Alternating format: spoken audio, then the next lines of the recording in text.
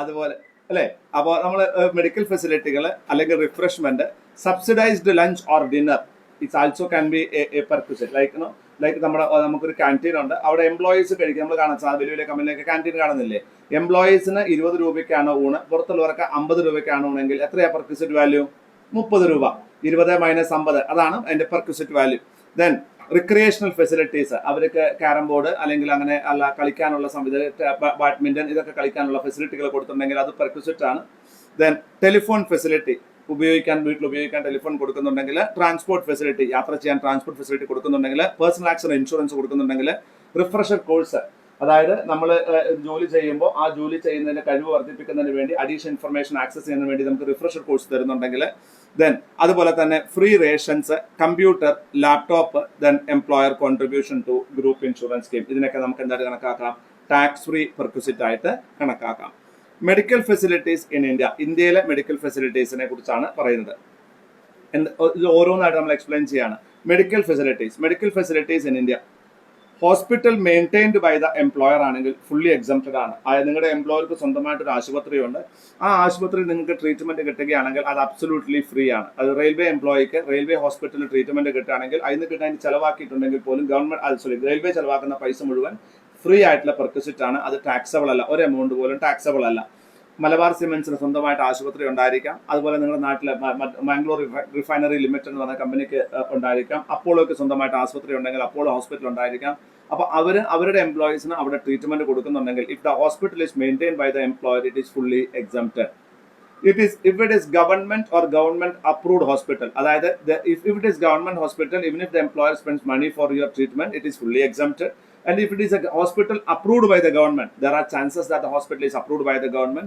If it is approved by the government, then it also exempted. Then health insurance premium, and if the company is paying any health insurance premium for the benefit of employee or his family, it is fully exempted.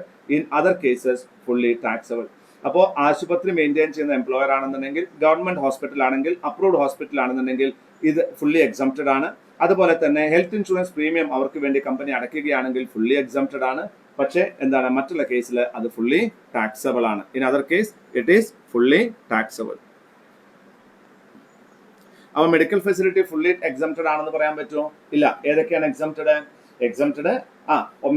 Hospital maintained by the employer, government hospital, approved hospital, or one more, health insurance premium paid by the employer for the benefit of the employee. It is fully exempted. In other cases, it is fully taxable. ഇപ്പൊ നമുക്കൊരു എംപ്ലോയിക്ക് ഒരു അസുഖം വന്നു, ആ അസുഖം വന്ന ഉടനെ അടുത്തുള്ള ഒരു ആശുപത്രിയിൽ കൊണ്ടുപോയിട്ട് ട്രീറ്റ്മെന്റ് എംപ്ലോയർ കൊടുത്തിട്ടുണ്ടെങ്കിൽ അതിന്റെ പൈസ എംപ്ലോയർ ആണ് കൊടുക്കുന്നതെങ്കിൽ അത് അപ്രൂവ്ഡ് ഹോസ്പിറ്റൽ അല്ല, ഗവൺമെന്റ് ഹോസ്പിറ്റൽ അല്ല, എംപ്ലോയർ ഹോസ്പിറ്റൽ അല്ലെങ്കിൽ അതിന് ആ പൈസ നമ്മുടെ എന്തായിട്ട് കണക്കാക്കും? ടാക്സബിൾ പെർക്വിസിറ്റ് ആയിട്ട് കണക്കാക്കും. അതാണ് പറഞ്ഞത്. Medical facilities outside India, medical expenses exempt to the extent permitted by RBI. Reserve bank of India ഇപ്പോൾ നിങ്ങളുടെ എംപ്ലോയിനെ ഇന്ത്യക്ക് പുറത്ത് കൊണ്ടുപോയിട്ട് നിങ്ങൾ ട്രീറ്റ് ചെയ്യുകയാണെങ്കിൽ reserve bank of India approve ചെയ്തിട്ടുള്ള അത്രയും എമൗണ്ട് എന്താണ്? എക്സംപ്റ്റഡ് ആണ്. അത് ആ ഓരോ കേസിലും എക്സംപ്റ്റഡ് ഉണ്ടായിരിക്കും. എന്താണ് reserve bank of India exempted amount എന്ന് പറയുന്നത്? എന്താ ഉണ്ടാവുക? ഒന്ന്, LRSിലായിരിക്കും സ്പെൻഡ് ചെയ്യുന്നത്. ലിബറലൈസേഷൻ റെമിറ്റൻസ് സ്കീം പ്രകാരം $2.5 ലക്ഷം അതായിരിക്കും. അതിൽ എത്രമാത്രം മെഡിക്കൽ എക്സ്പെൻസസിന് എക്സംഷൻ കൊടുക്കാമെന്നും ആര് പറയും? റിസർവ് ബാങ്ക് ഓഫ് ഇന്ത്യ പറയും. ദെൻ സ്റ്റേ എക്സ്പെൻസസ്, അവിടെ താമസിക്കുന്നതിന് പേഷ്യന്റ് ആൻഡ് അറ്റൻഡന്റ്, അത് എത്രയാണ്? exempt to the extent permitted by RBIയുടെ എന്താണ്? RBI എക്സംപ്റ്റ് അത്രയും എമൗണ്ട് സ്റ്റേക്ക് മെഡിക്കൽ എക്സ്പെൻസസിനും സ്റ്റേക്ക്, അതായത് പേഷ്യന്റ് ആൻഡ് അറ്റൻഡന്റ് സ്റ്റേക്കും എന്താണ്? എക്സംപ്റ്റഡ് ആണ്. Travel expenses exempt if gross total income is equal to or less than 2 lakh rupees. നിങ്ങളുടെ gross total income 2 ലക്ഷമോ അതിൽ താഴെയോ ആണെന്നുണ്ടെങ്കിൽ മാത്രം നിങ്ങൾക്ക് എന്താണ്? ട്രാവൽ എക്സ്പെൻസും എക്സംപ്റ്റഡ് ആണ്. അതായത് ഒരു വർഷത്തെ ഗ്രോസ് ടോട്ടൽ ഇൻകം, അതായത് ടോട്ടൽ ടാക്സബിൾ ഇൻകം, 2 ലക്ഷമോ അതിൽ താഴെയോ ആണെന്നുണ്ടെങ്കിൽ ട്രാവലിംഗ് എക്സ്പെൻസ് എക്സംപ്റ്റഡ് ആണ്. അതേസമയം ഇപ്പോൾ ഇന്ത്യക്ക് പുറത്തുള്ള മെഡിക്കൽ എക്സ്പെൻസസും അതുപോലെ തന്നെ പേഷ്യന്റിനും അറ്റൻഡന്റും താമസിക്കാനുള്ള എക്സ്പെൻസസും reserve bank of India approve ചെയ്യുന്ന ലിമിറ്റ് വരെ എക്സംപ്റ്റഡ് ആണ്. ഈ 2 ലക്ഷം മാർക്ക് അപ്ലിക്കബിൾ അല്ല. എന്തിന് അപ്ലിക്കബിൾ അല്ല? മെഡിക്കൽ എക്സ്പെൻസസിനും സ്റ്റേ എക്സ്പെൻസസിനും അപ്ലിക്കബിൾ അല്ല. ഇത് ട്രാവലിംഗ് എക്സ്പെൻസസിനും മാത്രമാണ് കേട്ടോ. And other tax free perquisites, refreshment എന്ന് വെച്ചാൽ ഇത് is exempted. Refreshments are exempted, but 115 BAC അത് എക്സംപ്റ്റഡ് അല്ല. അതായത് നമ്മുടെ ഓഫീസിൽ നമ്മൾ വർക്ക് ചെയ്യുന്ന സമയത്ത് രാവിലെ ഒരു ചായയും കടിയും, ഉച്ചയ്ക്ക് വൈകുന്നേരം ഒരു ചായയും കടിയും നമുക്ക് റിഫ്രഷ്മെന്റ്. അതല്ലെങ്കിൽ നാരായണമൂർത്തി പറഞ്ഞ പോലെ people are working to have sandwiches and coffees after 5:30 എന്നാണ് നാരായണമൂർത്തി പറഞ്ഞത്. അദ്ദേഹത്തിന്റെ ലെറ്ററിൽ പറഞ്ഞിട്ടുണ്ട്. 5:30 ശേഷം ആരെങ്കിലും പണിയെടുക്കുന്നുണ്ടെങ്കിൽ അവർ ഇവിടുത്തെ കാപ്പിയും ഇന്റർനെറ്റും സാൻഡ്വിച്ചും കഴിക്കാനാണ് പണിയെടുക്കുന്നതെങ്കിൽ പണിയെടുക്കണ്ട, കാരണം നിങ്ങളെ ഒരു കഴിവില്ലാത്ത ആളായിട്ടാണ് ഞാൻ കണക്കാക്കുക എന്ന് അദ്ദേഹം അയച്ച ഒരു ലെറ്ററാണ്, ഒരു ഇമെയിൽ ആണത് എംപ്ലോയീസിന്. അതായത് there is A habit that people will stay back after 5:30. 5:30 വരെ ഒരു പണിയെടുക്കാണ്ട് 5:30 ശേഷം ഞാൻ എന്തോ മലമറിക്കുകയാണെന്ന് കാണിക്കുകയും അതുവഴി പ്രൊമോഷൻ വാങ്ങാൻ വേണ്ടി അഭിനയിക്കുന്ന കുറേ ആൾക്കാരുണ്ട്. അങ്ങനത്തെ അഭിനയം നിർത്താൻ വേണ്ടി അദ്ദേഹം പറഞ്ഞതാണിത്. മനസ്സിലാവുന്നുണ്ടോ? അപ്പോൾ ഞാൻ പറഞ്ഞത് ഇപ്പോൾ റിഫ്രഷ്മെന്റ്സ് ആണ്. ഓഫീസ് അവേഴ്സിൽ നിങ്ങൾക്ക് മിഷൻ ചായ ഉണ്ടാകാം, മിഷൻ കോഫി ഉണ്ടാകാം, സാൻഡ്വിച്ചസ് ഉണ്ടാകാം, സ്നാക്സ് ഉണ്ടാകാം. ഇതൊക്കെ എന്താണ്, പഴയ സിസ്റ്റത്തിൽ ടാക്സ് ഫ്രീ ആണ്, പുതിയ സിസ്റ്റത്തിൽ ടാക്സബിൾ ആണ്. Refreshments are not tax free in the new system. ഏതാ ന്യൂ സിസ്റ്റം പറഞ്ഞാൽ ഇന്നത്തെ ഡിഫോൾട്ട് സിസ്റ്റം, അതിന്റെ പേരെന്താണ്? 115 BAC. Then subsidised lunch or dinner. Subsidised lunch അല്ലെങ്കിൽ ഡിന്നർ കമ്പനി കൊടുക്കുന്നുണ്ടെങ്കിൽ അതെന്താണ്? അത് എക്സംപ്റ്റഡ് ആണ്, അതിനെ പെർക്വിസിറ്റ് ആയിട്ട് കണക്കാക്കില്ല. റിക്രിയേഷണൽ ഫെസിലിറ്റീസ് യൂണിഫോം ആയിട്ട് എല്ലാവർക്കും കൊടുക്കുന്നുണ്ടെങ്കിൽ എക്സംപ്റ്റഡ് ആണ്. ടെലിഫോൺ, വീട്ടിലെ ഓഫീസ് ആവശ്യത്തിന് വേണ്ടി ഒരു ടെലിഫോൺ ഉപയോഗിക്കാൻ കൊടുത്തിട്ടുണ്ടെങ്കിൽ അത് എക്സംപ്റ്റഡ് ആണ്. വീട്ടിൽ നിന്നും ഓഫീസിലേക്ക് പോകാൻ ഒരു ട്രാൻസ്പോർട്ട് ഫെസിലിറ്റി കൊടുത്തിട്ടുണ്ടെങ്കിൽ, വീട്ടിൽ നിന്ന് ഓഫീസിലേക്ക് പോകാൻ ഒരു ട്രാൻസ്പോർട്ട് ഫെസിലിറ്റി കൊടുത്തിട്ടുണ്ടെങ്കിൽ അത് ഫുള്ളി എക്സംപ്റ്റഡ് ആണ്. പേഴ്സണൽ ആക്സിഡന്റ് ഇൻഷുറൻസ് കവർ കൊടുത്തിട്ടുണ്ടെങ്കിൽ അത് ഫുള്ളി എക്സംപ്റ്റഡ് ആണ്. ദെൻ റിഫ്രഷർ കോഴ്സ് കൊടുത്തിട്ടുണ്ടെങ്കിൽ ഫുള്ളി എക്സംപ്റ്റഡ് ആണ്. ഫ്രീ റേഷൻ, ആംഡ് ഫോഴ്സസിന് ഫ്രീ റേഷൻ ആരൊക്കെ ഉള്ളത്? ആംഡ് ഫോഴ്സസ് പേഴ്സണൽ മാത്രമേ ഉള്ളൂ, വേറെ ആർക്കുമില്ല. ആംഡ് ഫോഴ്സസിന് ഫ്രീ റേഷൻ കൊടുത്തിട്ടുണ്ടെങ്കിൽ ഫുള്ളി എക്സംപ്റ്റഡ് ആണ്. കമ്പ്യൂട്ടർ, ലാപ്ടോപ്പ് ഉപയോഗിക്കാൻ വേണ്ടി കൊടുത്തിട്ടുണ്ടെങ്കിൽ അത് ഫുള്ളി എക്സംപ്റ്റഡ് ആണ്. അയാൾക്ക് അത് കൊടുക്കുകയാണെന്നുണ്ടെങ്കിൽ അതിന്റെ വില നമ്മൾ എന്താണ് 50% ഡിപ്രീസിയേഷൻ കണക്കാക്കിയില്ല നമ്മളെ, അതുവഴി ടാക്സ് ചെയ്യും കേട്ടോ. Then rent free house to judges. ജഡ്ജിന് വാടകയില്ലാതെ താമസിക്കാൻ വീട് കൊടുക്കുകയാണെങ്കിൽ അതെന്താണ്? അത് ഹൈക്കോടതി ജഡ്ജ് സുപ്രീം കോടതി ജഡ്ജിന് കൊടുക്കുകയാണെങ്കിൽ അതെന്താണ്? അത് ടാക്സ് ഫ്രീ ആണ്. ജില്ലാ ജഡ്ജിക്കോ അല്ലെങ്കിൽ അങ്ങനത്തെവർക്കൊന്നുമില്ല, സബ് ജില്ലാ ജഡ്ജിക്കൊന്നുമില്ല. ആരൊക്കെ ഉള്ളൂ? ഹൈക്കോർട്ട് ആൻഡ് സുപ്രീം കോടതി ജഡ്ജിക്ക് റെന്റ് ഫ്രീ ഹൗസസ് കൺവെയൻസ് കൊടുത്തിട്ടുണ്ടെങ്കിൽ ടാക്സ് ഫ്രീ ആണ്. ദെൻ എംപ്ലോയി കോൺട്രിബ്യൂഷൻ ടു എന്താണ്? Employee contribution to group insurance. Group insurance എന്താ? എംപ്ലോയർ ഗ്രൂപ്പ് ഇൻഷുറൻസിന് കോൺട്രിബ്യൂട്ട് ചെയ്യുന്നുണ്ടെങ്കിൽ അത് എക്സംപ്റ്റഡ് ആണ്. പക്ഷേ 2020 എന്താണ്? ഫിനാൻസ് ആക്ടിൽ അതിന് അമെൻമെന്റ് കൊണ്ടുവന്നിട്ടുണ്ട്. ആ അമെൻമെന്റിന് അനുസരിച്ച് അത് എക്സംപ്റ്റഡ് ആണ്. സോ ഏതൊക്കെയാണ് അതർ ടാക്സ് ഫ്രീ പെർക്വിസിറ്റ്സ്? ഒരൊറ്റ ടാക്സ് ഫ്രീ പെർക്വിസിറ്റ്സ് ആണ് ഡീറ്റെയിൽ ആയിട്ട് പറഞ്ഞത്. അതുകൊണ്ട് തന്നെ നിങ്ങൾക്ക് വരുന്ന കണക്കിൽ അത് ഉണ്ടാകാനുള്ള സാധ്യത കൂടുതലാണ്. അതുകൊണ്ട് ഞാൻ റിപ്പീറ്റ് ചെയ്യുന്നു. Medical expenses. Medical expenses can be in India and outside India. If medical expenses are in India and if it is happening in the hospital maintained by the employer or government hospital or approved hospital, and it is fully exempted. And health insurance premium paid by the employer for the benefit of the employee is fully exempted. In all other cases, it is fully taxable. Then medical facilities, if it is given outside India, then the medical expenses, it is exempted up to the limit specified by the Reserve Bank of India. And in the case of stay for the patient and the attendant, it is exempted to the extent of limit specified by the Reserve Bank of India. But in the traveling expenses also is exempted if the gross total income is equal to or less than 2 lakh rupees. That's all. Then other this thing, like only one thing is it is not available under 115 BAC. All other perquisites are available under 115 BAC. ഏതാ 115 BAC കിട്ടാത്തത്? Refreshment during office hours 115 BAC കിട്ടില്ല. Refreshment during office hours, subsidised lunch or dinner, recreational facilities, then uniform ആയിട്ട് കൊടുക്കുന്ന recreational ഫെസിലിറ്റികൾ, telephone at residence, transport facility from home to office, then personal accident insurance, refresher course expenses, free rations for armed forces, computer, laptop for the purpose of usage only, rent free house to judges, then employer contribution to group insurance is all fully exempted. Okay, now ഇപ്പോൾ നമ്മൾ salary മനസ്സിലാക്കി, what is perquisite എന്ന് മനസ്സിലാക്കി, what is allowance എന്ന് മനസ്സിലാക്കി. Now the problem comes in to the person gets something other than salary. ശമ്പളത്തിന് പുറമെ വേറെ എന്തെങ്കിലുമൊക്കെ കമ്പനിയിൽ നിന്ന് കിട്ടാം. അങ്ങനെ കിട്ടുകയാണെങ്കിൽ അതിനെ നമ്മൾ എന്ത് പറയും? Profit in lieu of salary എന്ന് പറയും. ശമ്പളത്തിന് പുറമെ നിങ്ങളുടെ കമ്പനി നിങ്ങൾക്ക് മറ്റു പലതും തരികയാണെന്നുണ്ടെങ്കിൽ അതിനെ profit in lieu of salary, അതിനെ സാലറി ആയിട്ട് തന്നെ കണക്കാക്കും. എന്താണ് profit in lieu of salary എന്ന് പറഞ്ഞാൽ? Profit in lieu of salary, it means these are the payment received by the employee in lieu of salary. സാലറിക്ക് പകരമായിട്ട് കിട്ടുന്ന പേയ്മെന്റോ അല്ലെങ്കിൽ സാലറി അല്ലെങ്കിൽ വേജസിന് പുറമേ കിട്ടുന്ന പേയ്മെന്റോ ആണ്. ഒന്നുകിൽ എന്താണ് സാലറിക്ക് പകരമായി കിട്ടുന്നത്, അല്ലെങ്കിൽ എന്താണ് സാലറി അല്ലെങ്കിൽ വേജിന് പുറമേ കിട്ടുന്നതാണ് എന്ത് ഈ profit in lieu of salary. ഇപ്പൊ സാലറിക്ക് പകരമായിട്ട് അപ്പൊ നമ്മൾ പറയുകയാണ് ഒരാൾ പണിയെടുത്തു, അയാൾക്ക് ശമ്പളത്തിന് പകരം ഒരു ചാക്ക് അരി കൂടി കൊടുക്കുകയാണെങ്കിലോ അത് ശമ്പളമായിട്ട് കണക്കാക്കും, അതിന്റെ മാർക്കറ്റ് വാല്യൂ ശമ്പളമായിട്ട് കണക്കാക്കും. ഇനി ഈ ശമ്പളം കൊടുത്തതിന് ശേഷം അയാൾക്ക് വീട്ടിലേക്കുള്ള പച്ചക്കറിയും അരിയൊക്കെ വാങ്ങിക്കൊടുക്കുന്ന കമ്പനി ആണെങ്കിലോ അഡീഷൻ ടു ദാറ്റ് അതും എന്തായാലും കണക്കാക്കും, profit in lieu of salary ആയിട്ട് കണക്കാക്കും. ഒരു എക്സാമ്പിളിന് വേണ്ടി പറയുന്നതാണ് കേട്ടോ, പെട്ടെന്ന് മനസ്സിലാകാൻ വേണ്ടിയിട്ട്. And even if it is received from the present employer or past employer, it is taxable.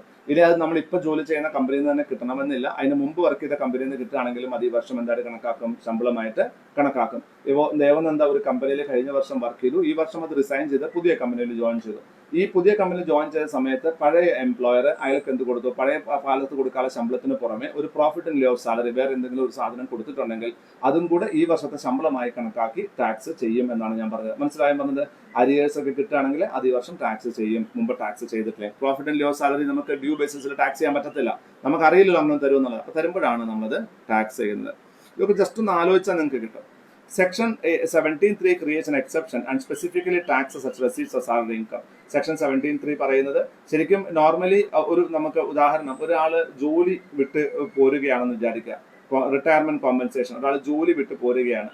സാധാരണ ഒരു എംപ്ലോയ്മെന്റ് ഇല്ലാതെ ആയി അതിനൊരു കോമ്പൻസേഷൻ കിട്ടുകയാണെങ്കിൽ അതിനെന്തായിട്ടാണ് നമ്മൾ പറയുക, ക്യാപിറ്റൽ റെസീറ്റ്. നമ്മൾ പഠിച്ചിട്ടുണ്ട് അല്ലെ, ഒരു സോഴ്സ് ഓഫ് ഇൻകം ഇല്ലാതാകുന്നതിന് എന്ത് പറയും, ക്യാപിറ്റൽ റെസീറ്റ് എന്നാണ് പറയേണ്ടത്. പക്ഷെ ഇവിടെ സ്പെസിഫിക്കലി പറയുന്നുണ്ട്, സെക്ഷൻ 17(3) പറയുന്നത് ഇതിനൊരു ക്യാപിറ്റൽ റെസീറ്റ് ആയിട്ട് കണക്കാക്കാൻ പറ്റില്ല, ഇതിനെ സാലറി ഇൻകം ആയിട്ട് കണക്കാക്കുന്നു. അഭിരാമി ഒരു കമ്പനിയിൽ വർക്ക് ചെയ്യാണ്, ആ കമ്പനിയിൽ ജോലി നഷ്ടപ്പെട്ടു, അടുത്ത വർഷം അയാൾ പുതിയ കമ്പനിയിൽ ജോലി ചെയ്യാണ്. ഇയാൾ നഷ്ടപ്പെട്ടതിന് നഷ്ടപരിഹാരമായിട്ട് ഒരു 5 ലക്ഷം രൂപ കൊടുക്കുകയാണെങ്കിൽ ഇത് ക്യാപിറ്റൽ റെസീറ്റ് ആണോ റവന്യൂ റെസീറ്റ് ആണോ എന്ന ചോദ്യത്തിന് if you are reading only by the words it is a capital receipt. But section 17(3) Income Tax Acts make a specific exception for this. This is called as salary income. ഇതെന്തായിട്ട് കണക്കാക്കും, salary income ആയിട്ട് കണക്കാക്കും. So relief under section 89(1) may be available where such receipts cause hardship due to bunching of income. ഇനി section 89(1) പ്രകാരം ഒരു relief അവർക്ക് കിട്ടും. എന്താണ് ഇത്, അത് കൂടുന്ന സമയത്ത്, അങ്ങനെ ഒരു ഇൻകം വരുന്ന സമയത്ത് വളരെ ഹ്യൂജ് ആയിട്ട് അവർക്ക് എന്താണ് ടാക്സ് കൊടുക്കേണ്ടി വരികയാണെങ്കിൽ സെക്ഷൻ 89(1) പ്രകാരം ഒരു റിലീഫ് കിട്ടും. അത് നമുക്ക് ആ ടോപ്പിക്ക് വരുമ്പോൾ സംസാരിക്കാം കേട്ടോ. അപ്പോൾ നമുക്ക് ഇപ്പം എന്താ മനസ്സിലായത്, profit in lieu of salary എന്ന് പറഞ്ഞാൽ ശമ്പളത്തിന് പകരമായിട്ടോ അല്ലെങ്കിൽ ശമ്പളത്തിന് അഡീഷണമായിട്ടോ എന്തെങ്കിലും ഒരു കാര്യം അയാൾക്ക് പ്രസന്റ് എംപ്ലോയറിൽ നിന്നോ പാസ്റ്റ് എംപ്ലോയറിൽ നിന്നോ കിട്ടുകയാണെങ്കിൽ അതിനെ profit in lieu of salary എന്ന് പറയുന്നു. ഈ profit in lieu of salary അല്ലെങ്കിൽ ഒരു ജോലി നഷ്ടപ്പെടുമ്പോൾ കിട്ടുന്ന പൈസ യൂഷ്വലി നമ്മളത് ഒരു സോഴ്സ് ഓഫ് ഇൻകം ഇല്ലാതാകുന്നതിനുള്ളതാണ്. സോഴ്സ് ഓഫ് ഇൻകം ഇല്ലാതാകുമ്പോൾ നമുക്ക് കിട്ടുന്ന വരുമാനം നമ്മൾ എന്തായിട്ട് കണക്കാക്കുക, നമ്മൾ അതിനെ ക്യാപിറ്റൽ റെസീപ്റ്റ് ആയിട്ടാണ് കണക്കാക്കുക. പക്ഷേ സെക്ഷൻ 17(3) ഒരു സ്പെസിഫിക് എക്സെപ്ഷൻ പറയുന്നുണ്ട്, ഇതിനെ ക്യാപിറ്റൽ റെസീപ്റ്റ് ആയിട്ട് കണക്കാക്കില്ല, ഇതിന് എന്തായിട്ട് കണക്കാക്കുള്ളൂ, റവന്യൂ റെസീപ്റ്റ് ആയിട്ടാണ് കണക്കാക്കേണ്ടത്. ദെൻ എന്തൊക്കെയാണ് ഈ പ്രോഫിറ്റ് ഇൻ ലിeu ഓഫ് സാലറിയിൽ ഉൾപ്പെടുന്ന കാര്യങ്ങൾ എന്നുള്ളതാണ്. എന്തൊക്കെയാണ് ഉൾപ്പെടുന്നത്? ഒന്ന്, compensation on termination of employment. നിങ്ങൾക്ക് നിങ്ങളുടെ ജോലിയിൽ നിന്ന് നിങ്ങളെ പിരിച്ചുവിടുകയാണ്, അങ്ങനെ പിരിച്ചുവിടുന്ന സമയത്ത് അതിനൊരു കോമ്പൻസേഷൻ തരും. ഇപ്പൊ മഹേശ്വരി എന്ന് പറയുന്ന ആള് നമ്മൾ ഈ ട്വിറ്ററിൽ നിന്ന് അദ്ദേഹത്തെ പറഞ്ഞയച്ചപ്പോൾ അദ്ദേഹത്തിന് കൊടുത്തത് 237 മില്യൺ US$ ആണ്. അതെന്താണ്, പ്രോഫിറ്റ് ഇൻ ലിeu സാലറിയാണ്. ഇപ്പൊ രാജീവ് വാജ്പേയി എന്ന് പറയുന്ന ആളെ ഈ ഇൻഫോസിസ് എന്ന് പറയുന്ന കമ്പനിയുടെ CFO സ്ഥാനത്ത് നിന്ന് മാറ്റിയപ്പോൾ അദ്ദേഹത്തിന് കൊടുത്തതും അറൗണ്ട് ഒരു 100 മില്യൺ 100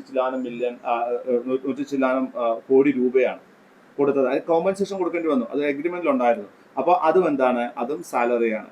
അപ്പോൾ compensation for termination of employ, ഒരാളെ ജോലിയിൽ നിന്ന് പിരിച്ചു വിടുമ്പോൾ അയാൾക്ക് കോമ്പൻസേഷൻ കൊടുക്കേണ്ടി വരുന്നുണ്ടെങ്കിൽ അതിനെ നമ്മൾ എന്ത് പറയും, അതിനെ profit in lieu of salary ആയിട്ട് കണക്കാക്കും. Then it includes any compensation due two or received. ഇത് എന്തൊക്കെയാണ്, ഏതൊക്കെ കോമ്പൻസേഷൻ അയാൾക്ക് കിട്ടാനുള്ളത് അല്ലെങ്കിൽ കിട്ടാനുള്ളതും ടാക്സബിൾ ആണ്, കിട്ടിയതും ടാക്സബിൾ ആണ്. Okay, at or in connection with termination of employment. ഒരാളുടെ ജോലി നഷ്ടപ്പെടുന്നതനുബന്ധിച്ചിട്ട് അയാൾക്ക് കൊടുക്കാമെന്ന് കമ്പനി പറഞ്ഞതോ അല്ലെങ്കിൽ കൊടുത്തതോ ആയിട്ടുള്ള എമൗണ്ട് ടാക്സബിൾ ആണ്. ടെർമിനേഷൻ എന്ന് പറഞ്ഞാൽ എന്തൊക്കെയാണ്, ജോലി ഇല്ലാതാവുക, എന്താണ്, റിട്ടയർമെന്റ് ആകാം, പ്രീമെച്ചർ ടെർമിനേഷൻ ആകാം, ടെർമിനേഷൻ ഡ്യൂ ടു ഡെത്ത് ആകാം, വോളണ്ടറി റെസിഗ്നേഷൻ ആവാം. അപ്പോൾ ടെർമിനേഷൻ എന്ന് പറഞ്ഞാൽ എന്താണ്, അയാളെ പറഞ്ഞയച്ചു എന്ന് മാത്രം നിങ്ങൾ വിചാരിക്കേണ്ട, ആ ജോലിയിൽ നിന്നും അയാൾ പുറത്തു പോകുന്നതിനെ നമ്മൾ എന്ത് പറയും, ടെർമിനേഷൻ എന്ന വാക്കുകൊണ്ട് മനസ്സിലാക്കും. എന്തൊക്കെയാണ് ടെർമിനേഷൻ എന്ന് പറഞ്ഞാൽ, it includes retirement, premature termination, termination due to death, voluntary resignation. Then taxable as profit in lieu salary. അങ്ങനെ കിട്ടുന്ന പൈസ അത് ക്യാപിറ്റൽ നേച്ചറിലാണ് ഉള്ളതെന്ന് നിങ്ങൾക്ക് തോന്നുമെങ്കിലും അതിന് എന്തായിട്ട് ടാക്സ് ചെയ്യും? അതിനെ ഇൻകം ആയിട്ട്, സാലറി ആയിട്ട് ടാക്സ് ചെയ്യും. ഇറ്റ്സ് ക്ലിയർ ആണല്ലോ. ഒരു ഉദാഹരണം നോക്കുകയാണെങ്കിൽ മിസ്റ്റർ എക്ക് 6 ലക്ഷം രൂപ അയാളുടെ പ്രീമച്വർ ടെർമിനേഷൻ ഓഫ് സർവീസിന് കോമ്പൻസേഷൻ ആയിട്ട് കിട്ടുന്നു. അങ്ങനെ കിട്ടുകയാണെങ്കിൽ എന്തായിട്ട് കണക്കാക്കും? സാലറി ആയിട്ട് സെക്ഷൻ 17 പ്രകാരം സാലറി ആയിട്ട് കണക്കാക്കും.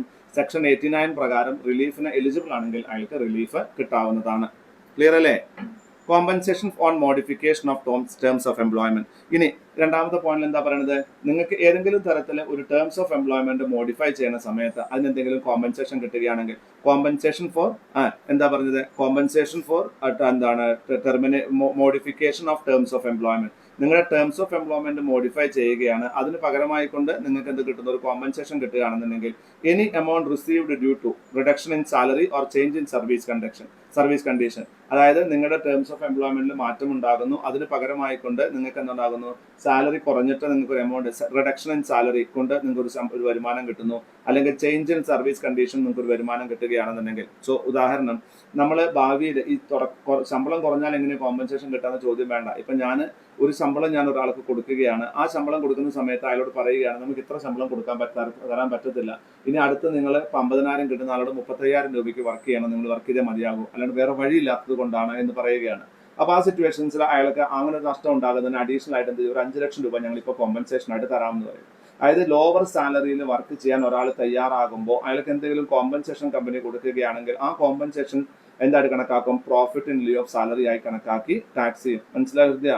ശമ്പളം കൂട്ടൽ മാത്രമേ നമ്മൾ കേട്ടിട്ടുള്ളൂ, നമുക്കിഷ്ടം നമ്മൾ കൂട്ടൽ മാത്രമാണ്. ശമ്പളം കുറയ്ക്കലുണ്ടാകാം, ശമ്പളം ചിലപ്പോൾ കുറയ്ക്കും. ഏതെങ്കിലും ഒരു സിറ്റുവേഷനിൽ പറയുകയാണ് കമ്പനിക്ക് സാമ്പത്തികമായ ബുദ്ധിമുട്ടുണ്ട്, കമ്പനി എല്ലാവരുടെയും ശമ്പളം ഒരു 10% കുറയ്ക്കാൻ ആഗ്രഹിക്കുന്നു, അതുണ്ടാവില്ല എന്ന് എങ്ങനെ നിങ്ങൾക്ക് പറയാൻ പറ്റുക? അതിന് എംപ്ലോയീസ് അത് എഗ്രി ചെയ്യുകയാണെങ്കിൽ, അവർക്കൊരു ടേം വെച്ചിട്ടോ നിങ്ങൾ ഈ ശമ്പളം കുറവ്, ഭാവിയിൽ ഈ ശമ്പളം 10,000 രൂപ വെച്ച് മാസം കുറയ്ക്കാൻ നിങ്ങൾ എഗ്രി ചെയ്യുകയാണെങ്കിൽ നിങ്ങൾക്ക് ഒരു ലംസമായിട്ട് ഞങ്ങൾ ഒരു 3 lakhs rupees പേയ്മെന്റ് നിങ്ങൾക്ക് എന്ത് തരാം? കോമ്പൻസേഷൻ ആയിട്ട് തരാം. അപ്പോൾ ഈ 3 lakhs നമ്മൾ എന്താ ചെയ്യേണ്ടത്? Profit in lieu of salary ആയിട്ട് ടാക്സ് ചെയ്യണം. മനസ്സിലാവുണ്ടോ ഞാൻ ഈ പറയണേ? Then lump sum remuneration paid at beginning of employment four several years or end of employment period. ഇനി ചില സമയത്ത് ഒരാളെ ജോലിക്ക് വെക്കുമ്പോൾ ചിലപ്പോൾ അയാൾ ജോലി തുടങ്ങുമ്പോൾ തന്നെ എന്ത് ചെയ്യും? അയാൾക്ക് കൊടുക്കാനുള്ള ശമ്പളം മുഴുവൻ അങ്ങ് കൊടുത്തോളെ അടുത്തൊരു കൊല്ലത്തെ. ഉദാഹരണം, ഞാനൊരു പുതിയ കമ്പനിയിൽ ജോലിക്ക് ജോയിൻ ചെയ്യാണ്, അത് അമേരിക്കയിലാണെന്ന് കരുതുക. അപ്പോൾ ഞാൻ പറയുകയാണ് എനിക്ക് അവിടെ ഒന്ന് റീസെറ്റിൽ ചെയ്യാൻ വേണ്ടി എനിക്ക് ഇത്രമാത്രം പൈസ ആവശ്യം വരും. അപ്പോൾ നിങ്ങളൊരു കാര്യം ചെയ്യണം, എനിക്ക് അടുത്ത 2 കൊല്ലത്തെ ശമ്പളത്തിന്റെ 50% നിങ്ങൾ എന്ത് ചെയ്യണം? അഡ്വാൻസ് ആയിട്ട് തരണം, എങ്കിൽ മാത്രമേ എനിക്ക് അമേരിക്കയിലേക്ക് വന്ന് സെറ്റിൽ ചെയ്യാൻ പറ്റത്തുള്ളൂ. അപ്പോൾ അങ്ങനെ ആ കമ്പനി തരികയാണെങ്കിലോ profit in lieu of salary ആയിട്ട് ടാക്സബിൾ. നിങ്ങൾ ഇതിലൊക്കെ ഒരു സിറ്റുവേഷൻ ആയിട്ട് മനസ്സിലേക്ക് എടുക്കണം. ഒരു സിറ്റുവേഷൻ ആയിട്ട് എടുത്താൽ അതൊക്കെ മനസ്സിലാവും. ഒരു സിറ്റുവേഷൻ ആയിട്ട് എടുത്തില്ല, വെർബലി മനസ്സിലാക്കാൻ ശ്രമിക്കുകയാണെങ്കിൽ കിട്ടൂല കേട്ടോ. അതൊന്നും മനസ്സിലാക്കണം. ഇങ്ങനെയൊക്കെ ഇതൊക്കെ profit in lieu of salary ആണ് കണക്കാക്കുന്നത്. അതുപോലെ തന്നെ ചില ആൾക്കാരോട് പറയും നിങ്ങൾക്ക് 50,000 രൂപയാണ് ശമ്പളം, പക്ഷെ നിങ്ങൾ ഈ കോൺട്രാക്ട് പീരീഡ് കഴിയുന്നത് വരെ നിങ്ങൾക്ക് 75% ഓഫ് സാലറി മാത്രമേ ഞങ്ങൾ റീഇംബേഴ്സ് ചെയ്യുള്ളൂ, ആ ബാലൻസ് 25% ഈ പീരീഡ് അവസാനിച്ചിട്ടേ നിങ്ങൾക്ക് തരുള്ളൂ എന്ന് പറയുകയാണെങ്കിലോ അതിനെ നമ്മൾ എന്തായി കണക്കാക്കും? Profit in lieu of salary ആയിട്ട് കണക്കാക്കും. അപ്പോൾ compensation on modification of terms of employment, നിങ്ങളുടെ എംപ്ലോയ്മെന്റ് ടേംസ് മോഡിഫൈ ചെയ്യുന്നതിന് നിങ്ങൾക്ക് ഒരു കോമ്പൻസേഷൻ കിട്ടുകയാണ്. കുറഞ്ഞ ശമ്പളം എഗ്രി ചെയ്യുന്നതിന് കോമ്പൻസേഷൻ കിട്ടുക, അല്ലെങ്കിൽ ജോലി തുടങ്ങുന്ന സമയത്ത് നിങ്ങൾക്ക് കുറച്ചധികം സമയത്ത് ശമ്പളം അഡ്വാൻസ് ആയിട്ട് കുറച്ചധികം ശമ്പളം അഡ്വാൻസ് ആയിട്ട് വാങ്ങുക, അല്ലെങ്കിൽ നിങ്ങൾക്ക് മിനിമം സാലറി പറഞ്ഞ സാലറി കുറവ് എമൗണ്ട് മാത്രം തുടർച്ചയായി വാങ്ങുകയും ആ ജോലി അവസാനിക്കുന്ന സമയത്ത് അത് മുഴുവനുമായിട്ട് കിട്ടുകയും ചെയ്യുക. ഇതൊക്കെ എന്താണ്? Profit in lieu of salary ആയിട്ട് കണക്കാക്കും. ഒരു ഉദാഹരണം പറയുകയാണെങ്കിൽ employer reduces monthly salary but pace 3 lakh rupees lump sum as compensation. എന്താണ്? എംപ്ലോയർ എന്ത് ചെയ്യുന്നു? അവർ ഒരു എംപ്ലോയറുടെ മന്ത്ലി സാലറി കുറയ്ക്കുന്നു. എംപ്ലോയി എഗ്രി ചെയ്യുന്നു, അയാൾക്ക് 3 ലക്ഷം രൂപ ഒരു കോമ്പൻസേഷൻ ആയിട്ട് ഇപ്പൊ തന്നെ കൊടുക്കുന്നു. അതെന്താണ്? Profit in lieu of salary ആണ്. Then 3, amount received before joining or after cessation of employment. നിങ്ങൾക്ക് ഒരു കമ്പനി ജോയിൻ ചെയ്യുന്ന മുമ്പ് സാലറി എന്നല്ലാതെ തന്നെ കമ്പനി എന്ത് ചെയ്തേക്കാം? നിങ്ങൾ ഒരു പുതിയ കമ്പനിയിൽ ജോയിൻ ചെയ്യുകയാണെങ്കിൽ റീലൊക്കേഷൻ എക്സ്പെൻസ് ഉണ്ട്. അതായത് നിങ്ങൾ വലിയൊരു നല്ലൊരു എംപ്ലോയി ആണ് ജോലിക്ക് എടുക്കുന്നതെങ്കിൽ അയാൾ എന്ത് ചോദിക്കും? സാറേ ഞാനിപ്പോൾ ഒറ്റപ്പാലത്താണ് സാർ, എനിക്ക് ബോംബെയിൽ ഒന്ന് താമസിക്കാന്ന് പറഞ്ഞാൽ ഇപ്പോൾ വീട് വാടകയ്ക്ക് എടുക്കണം, സാധനങ്ങൾ ശരിയാക്കണം, സെക്യൂരിറ്റി ഡെപ്പോസിറ്റ് കൊടുക്കണം, ഇതിനൊക്കെ കുറച്ച് പൈസ ആവശ്യം വരും. അപ്പോൾ കമ്പനി പറയുമ്പോൾ പേടിയും പേടിക്കണം, നിങ്ങൾക്ക് എന്ത് തരാം? ഞങ്ങൾക്ക് ജോയിനിങ് എക്സ്പെൻസസ് ആയിട്ട് 2 ലക്ഷം രൂപ കമ്പനി തരാം എന്ന് പറയുന്ന സിറ്റുവേഷൻസ് ഒക്കെ ഉണ്ട്. If you are such a good employee, company will offer anything to you. എനിക്കൊക്കെ അങ്ങനെ വന്നിട്ടുണ്ട്. ഞാൻ ഇവിടെ നിന്ന് പൂനെയിലേക്ക് റീലൊക്കേറ്റ് ചെയ്തു, ഇവിടെ നിന്ന് ഹുബ്ലിയിൽ നിന്ന്. ഞാൻ ഒന്നും അറിഞ്ഞില്ല. എൻ്റെ വീട്ടിൽ വന്നിട്ട് എൻ്റെ കമ്പനി ജിയോജിത് ഫിനാൻഷ്യൽ സർവീസസ് എന്ന് പറയുന്ന ഒരു ലിസ്റ്റഡ് കമ്പനി, CJ ജോർജ് എന്ന് പറയുന്ന അവരുടെ മാനേജിംഗ് ഡയറക്ടർ നേരിട്ട് എന്നെ വിളിച്ചത്. അല്ല അദ്ദേഹം പറഞ്ഞു, രാജീവ് ഒരു പേടിയും പേടിക്കണ്ട, നിങ്ങൾ പോവാൻ തയ്യാറാണെങ്കിൽ താനൊരു കാര്യം ചെയ്തോ, പോവാനുള്ള ടിക്കറ്റ് ബുക്ക് ചെയ്തോ. ഞങ്ങൾ ടിക്കറ്റ് ബുക്ക് ചെയ്യാം. പിന്നെ അഗർവാൾ പാക്കേഴ്സ് ആൻഡ് മൂവേഴ്സ് എന്ന് പറഞ്ഞ കമ്പനിയെ വിളിച്ചു. ആ കമ്പനി വന്നു, അവരെന്നെ അറേഞ്ച് ചെയ്തു. എൻ്റെ വീട്ടിലെ സാധനങ്ങളെല്ലാം പാക്ക് ചെയ്തു. ഈ പാക്ക് ചെയ്യുന്ന സമയത്ത് എനിക്ക് വീട്ടിൽ താമസിക്കാൻ പറ്റില്ല. അപ്പോൾ 3 ദിവസം എനിക്ക് ഹോട്ടലിൽ താമസിക്കാനുള്ള സൗകര്യം കമ്പനി അറേഞ്ച് ചെയ്തു തന്നു. അപ്പോൾ ഹുബ്ലിയിൽ ഞാൻ അവിടെ താമസിച്ചു. ഈ സാധനം കഴിഞ്ഞിട്ട് അവിടുന്ന് ഞാൻ പറയാം, ഈ സാധനം അഗർവാൾ പാക്കേഴ്സ് ആൻഡ് മൂവേഴ്സ് കൊണ്ടുപോയി എൻ്റെ വീട് വാടകയ്ക്ക് എടുത്ത് തന്ന് അവിടെ അത് ഫുള്ളായിട്ട് അഴിച്ച് വെച്ച് അതിനെ സെറ്റ് ചെയ്തതിന് ശേഷം ക്ലീൻ ചെയ്തിട്ടാണ് എന്നെ അവിടെ അവർ അക്കോമഡേറ്റ് ചെയ്തത്. കാരണം അത് റിക്വയർമെന്റ് കമ്പനിയുടെ ആയിരുന്നു, എൻ്റെ ആയിരുന്നില്ല. കാരണം ഞാൻ ആ കമ്പനിയിൽ 6 മാസം കൊണ്ട് റീജിയണൽ ഹെഡ് ആയ ആളാണ്. 6 months അസിസ്റ്റന്റ് മാനേജർ റാങ്കിൽ നിന്ന് ഡയറക്ടർ റീജിയണൽ മാനേജർ ആയ ആളാണ്. അപ്പോൾ അവിടെ ഹുബ്ലിയിൽ വന്നപ്പോൾ ഹുബ്ലിയിൽ ഞാൻ 33ഓളം ബ്രാഞ്ചുകൾ ഓപ്പൺ ചെയ്തു. ഹ്യൂജ് ബിസിനസ് കമ്പനിക്ക് ജനറേറ്റ് ചെയ്തു. അപ്പോൾ അടുത്ത വീക്ക് ലൊക്കേഷൻ ഏതായിരുന്നു? പൂനെ ആയിരുന്നു. അപ്പോൾ മഹാരാഷ്ട്രയിൽ ബോംബെ കഴിഞ്ഞപ്പോൾ എവിടെയും ബിസിനസ് ഇല്ല കമ്പനിക്ക്. അപ്പോൾ എക്സ്ക്ലൂഡിങ് മഹാരാഷ്ട്ര ഡെവലപ്പ് ചെയ്യേണ്ട ഉത്തരവാദിത്തം എനിക്കായിരുന്നു. So I was developing Maharashtra. അവരുടെ ആവശ്യം. അതിനുശേഷം എറണാകുളത്ത് ഒരു കമ്പനിയിലേക്ക് ഞാൻ തിരിച്ചു വന്നു. ആ വരുന്ന സമയത്ത് അവർ ഇത് തന്നെ ചെയ്തു. വീട് വാടകയ്ക്ക് എടുത്തു, പെയിന്റ് അടിച്ചു, ക്ലീൻ ചെയ്ത് എല്ലാം ഇട്ട് തന്നു. അവിടുന്ന് സാധനം എടുത്ത് ഇവിടെ ഇറക്കിയതിന് ശേഷം മാത്രമേ എനിക്ക് കയറാൻ സമ്മതിച്ചുള്ളൂ. ഇതൊക്കെ നിങ്ങൾക്കും കിട്ടും if you R A good employee. അപ്പൊ അങ്ങനത്തെ കിട്ടുന്ന പൈസ, അതായത് നിങ്ങൾക്ക് ഒരു കമ്പനിയിൽ ജോയിൻ ചെയ്യാൻ പോകുന്ന സമയത്ത് നിങ്ങൾക്ക് എന്തെങ്കിലും പേയ്മെന്റ് തരുന്നുണ്ടെങ്കിൽ അതിനെ നമുക്ക് എന്തായാലും കണക്കാക്കാം. അതിനെ ഫൺ ഓഫ് ചെയ്യുന്നു. ഓഫ് ചെയ്തു. നീ ഓക്കെ വേണ്ട, അത് ഓഫ് ചെയ്തു വേണ്ട. ആ ചേച്ചിയോട് പറഞ്ഞാൽ മതി. ചേച്ചി വിഷമായ സാരില്ല, എന്നാലും ചേച്ചിനെ കുറിച്ചാണ് ചെയ്ത. ജോലിക്ക് ജോയിൻ ചെയ്യുന്നതിന് മുമ്പ് എന്താണ് കൊടുക്കുന്ന പൈസ, ചിലപ്പോൾ ജോലി റിസൈൻ ചെയ്ത് നമ്മുടെ ജോലിയൊക്കെ കഴിഞ്ഞ് നാട്ടിൽ പോകായിരിക്കും. റിസൈൻ ചെയ്യാന്ന് പറയണ്ട. റിസൈൻ ചെയ്യാന്ന് പറയുമ്പോൾ എന്തൊരു സംഭവമായിരുന്നു. നമ്മൾ ജോലി കഴിഞ്ഞ് നാട്ടിൽ പോവാണ്. ഇപ്പൊ ഗൾഫിലൊക്കെ ജോലി ചെയ്യുന്ന ആള് അയാൾ ജോലി കഴിഞ്ഞ് നാട്ടിലേക്ക് പോകുന്ന സമയത്ത് അവരുടെ മുതലാളി നാട്ടിലേക്ക് പോകാനുള്ള ടിക്കറ്റ് എടുത്ത് കൊടുക്കും. അയാൾക്ക് വേണ്ട അത്യാവശ്യം ചിലവുകളൊക്കെ കൊടുക്കൂലേ. അതേപോലെ നമ്മുടെ നാട്ടിലുണ്ട് ഈ പരിപാടികളൊക്കെ. ഒരു ജോലി കഴിഞ്ഞ് നാട്ടിലേക്ക് പോകുന്ന ആൾക്ക് അയാൾക്ക് എന്തെങ്കിലും പേയ്മെന്റ് കൊടുക്കുകയാണെങ്കിൽ അതിനൊക്കെ എന്തായിട്ട് കണക്കാക്കും? ഇതിനൊക്കെ പ്രോഫിറ്റ് ഇൻ ലിയർ സാലറി ആയിട്ട് കണക്കാക്കി ടാക്സ് ചെയ്യും. നിങ്ങൾ ജസ്റ്റ് ഇങ്ങനെ ആലോചിക്കുക. ഓരോ ഹെഡ് വരുമ്പോൾ ഒന്ന് ആലോചിക്കുക. ഒരു സെക്കൻഡ് മതി ഇത് ആലോചിച്ച് ഉത്തരം കണ്ടെത്താൻ.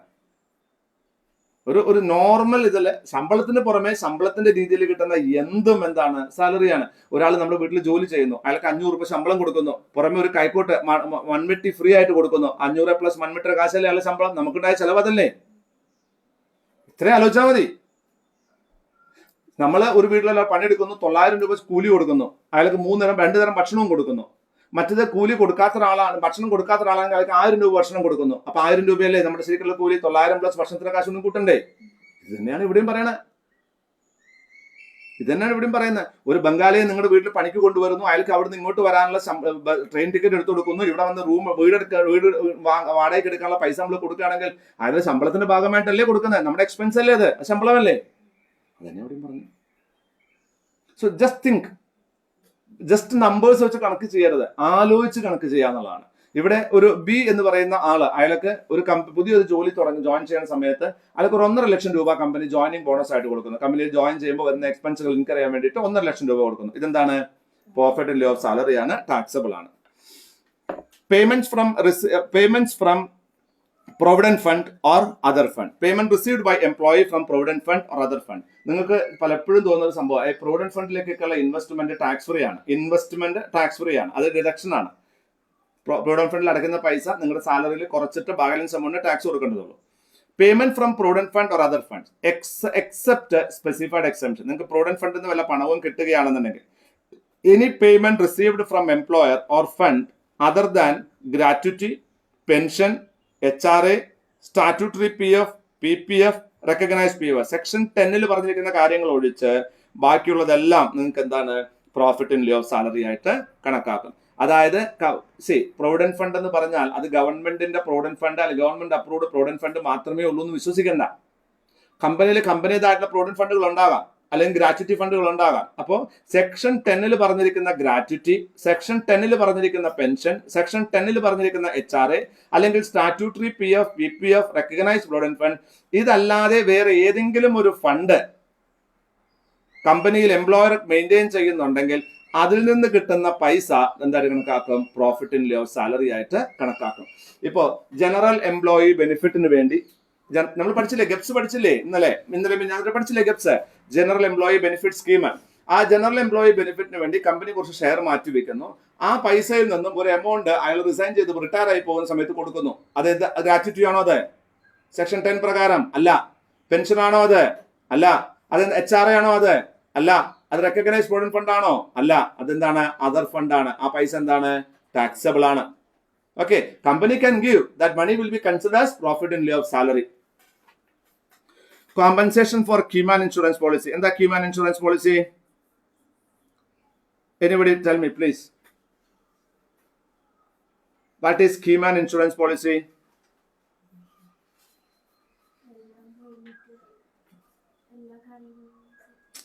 അതെയല്ല, തോട്ടെ തെറ്റാ. കീമാൻ ഇൻഷുറൻസ് പോളിസി അല്ല, അല്ല. അത് ഓഫീസേഴ്സ് ആൻഡ് ഡയറക്ടേഴ്സ് ഇൻഷുറൻസ് അല്ല.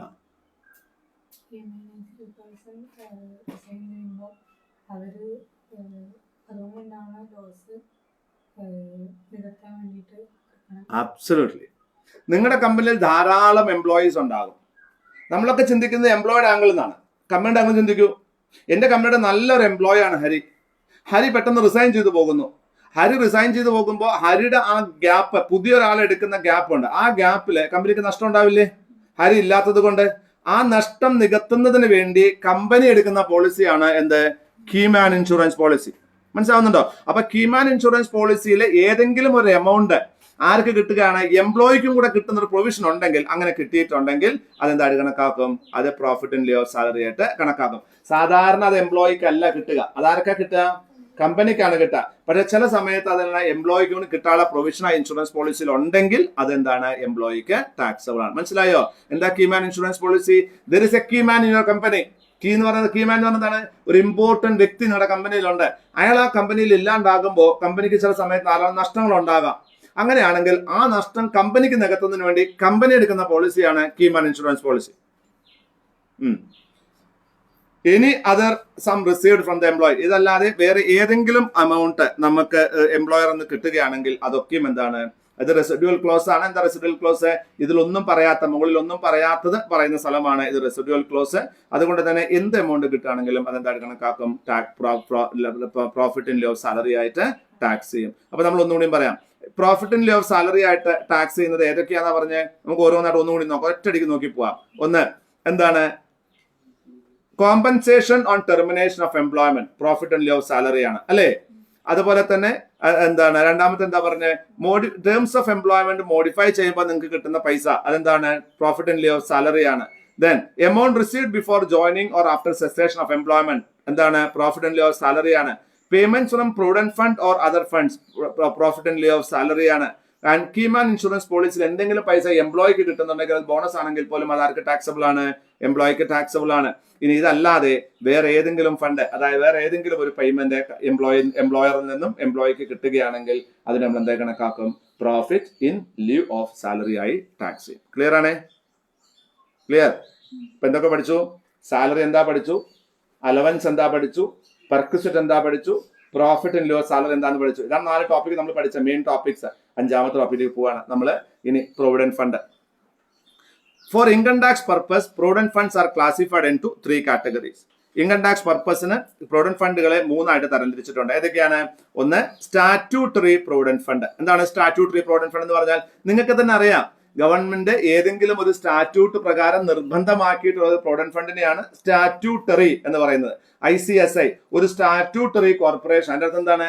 ഗവൺമെന്റ് ഓഫ് ഇന്ത്യ ഒരു നിയമപ്രകാരം ക്രിയേറ്റ് ചെയ്തിട്ടുള്ള ഒരു ഓർഗനൈസേഷൻ. അത്രയല്ലോ അദ്ദേഹം ഉദ്ദേശിക്കുന്നത്. ഇപ്പൊ സ്റ്റാറ്റ്യൂട്ടറി പ്രൊവിഡന്റ് ഫണ്ട്. ദെൻ അടുത്ത എന്താണ്? Recognised provident fund. അത് സ്റ്റാറ്റ്യൂട്ടറി അല്ല, പക്ഷെ അതിനെ എന്ത് ചെയ്തിരിക്കുന്നു? ഗവൺമെന്റ് റെക്കഗ്നൈസ് ചെയ്തിരിക്കുന്നു. 3 unrecognised provident fund. Provident fund ഉണ്ട്, പക്ഷെ അത് എന്ത് ചെയ്തിട്ടില്ല? ഗവൺമെന്റ് റെക്കഗ്നൈസ് ചെയ്തിട്ടില്ല. ഇങ്ങനെ കിട്ടുന്ന ഈ അൺറെക്കഗ്നൈസ്ഡ് പ്രൊവിഡന്റ് ഫണ്ട് കിട്ടുന്ന പൈസ എന്തായിട്ട് കണക്കാക്കുന്നേവാ?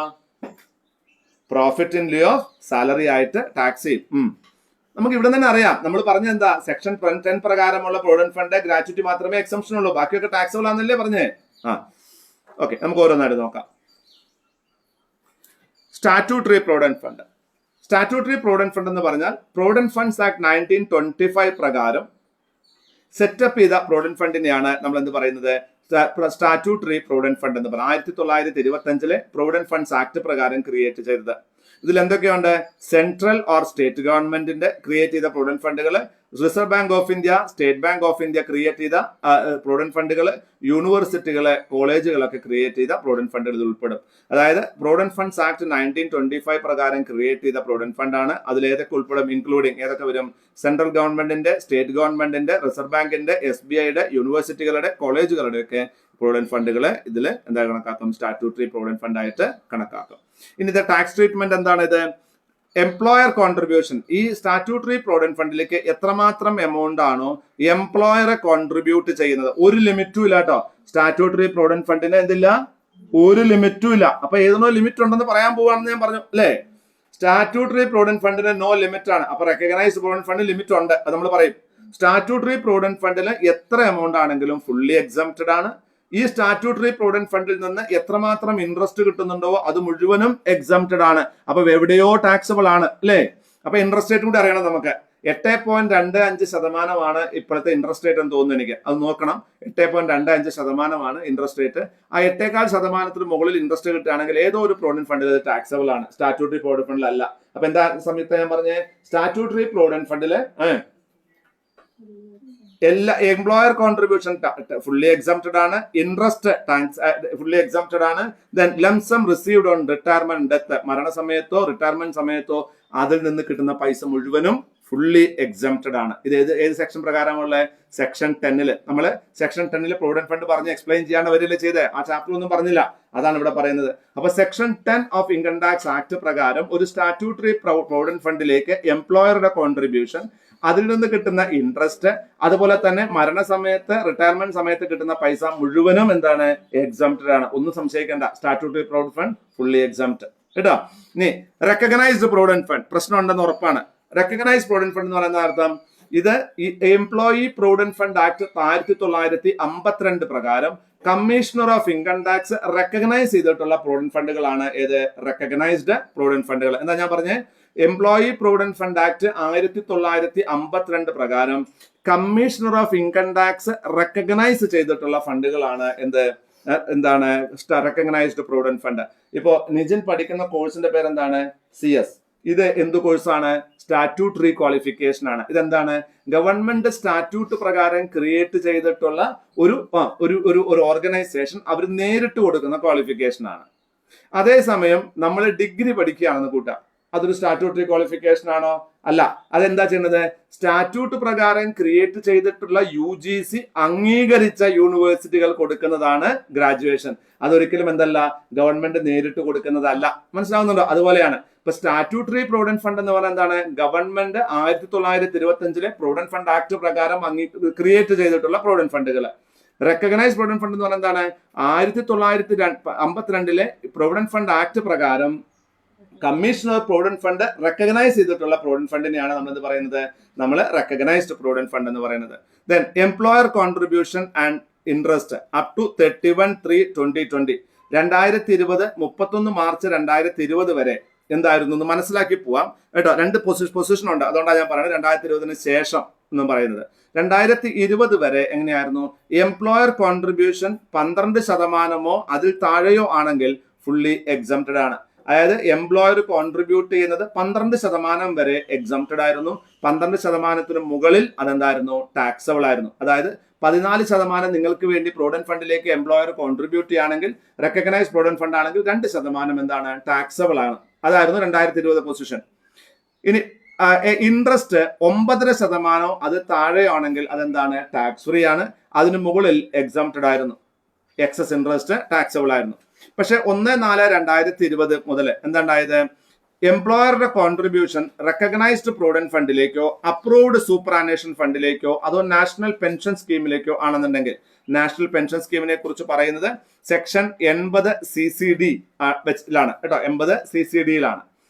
ഓക്കെ, അപ്പൊ ഞാൻ ഒന്നുകൂടി പറയുന്നു. 1/4/2020 ഫിനാൻസ് ആക്ട് 2020 മുതൽ 20 ശേഷം എംപ്ലോയർ കോൺട്രിബ്യൂഷൻ ഏതിലേക്ക്?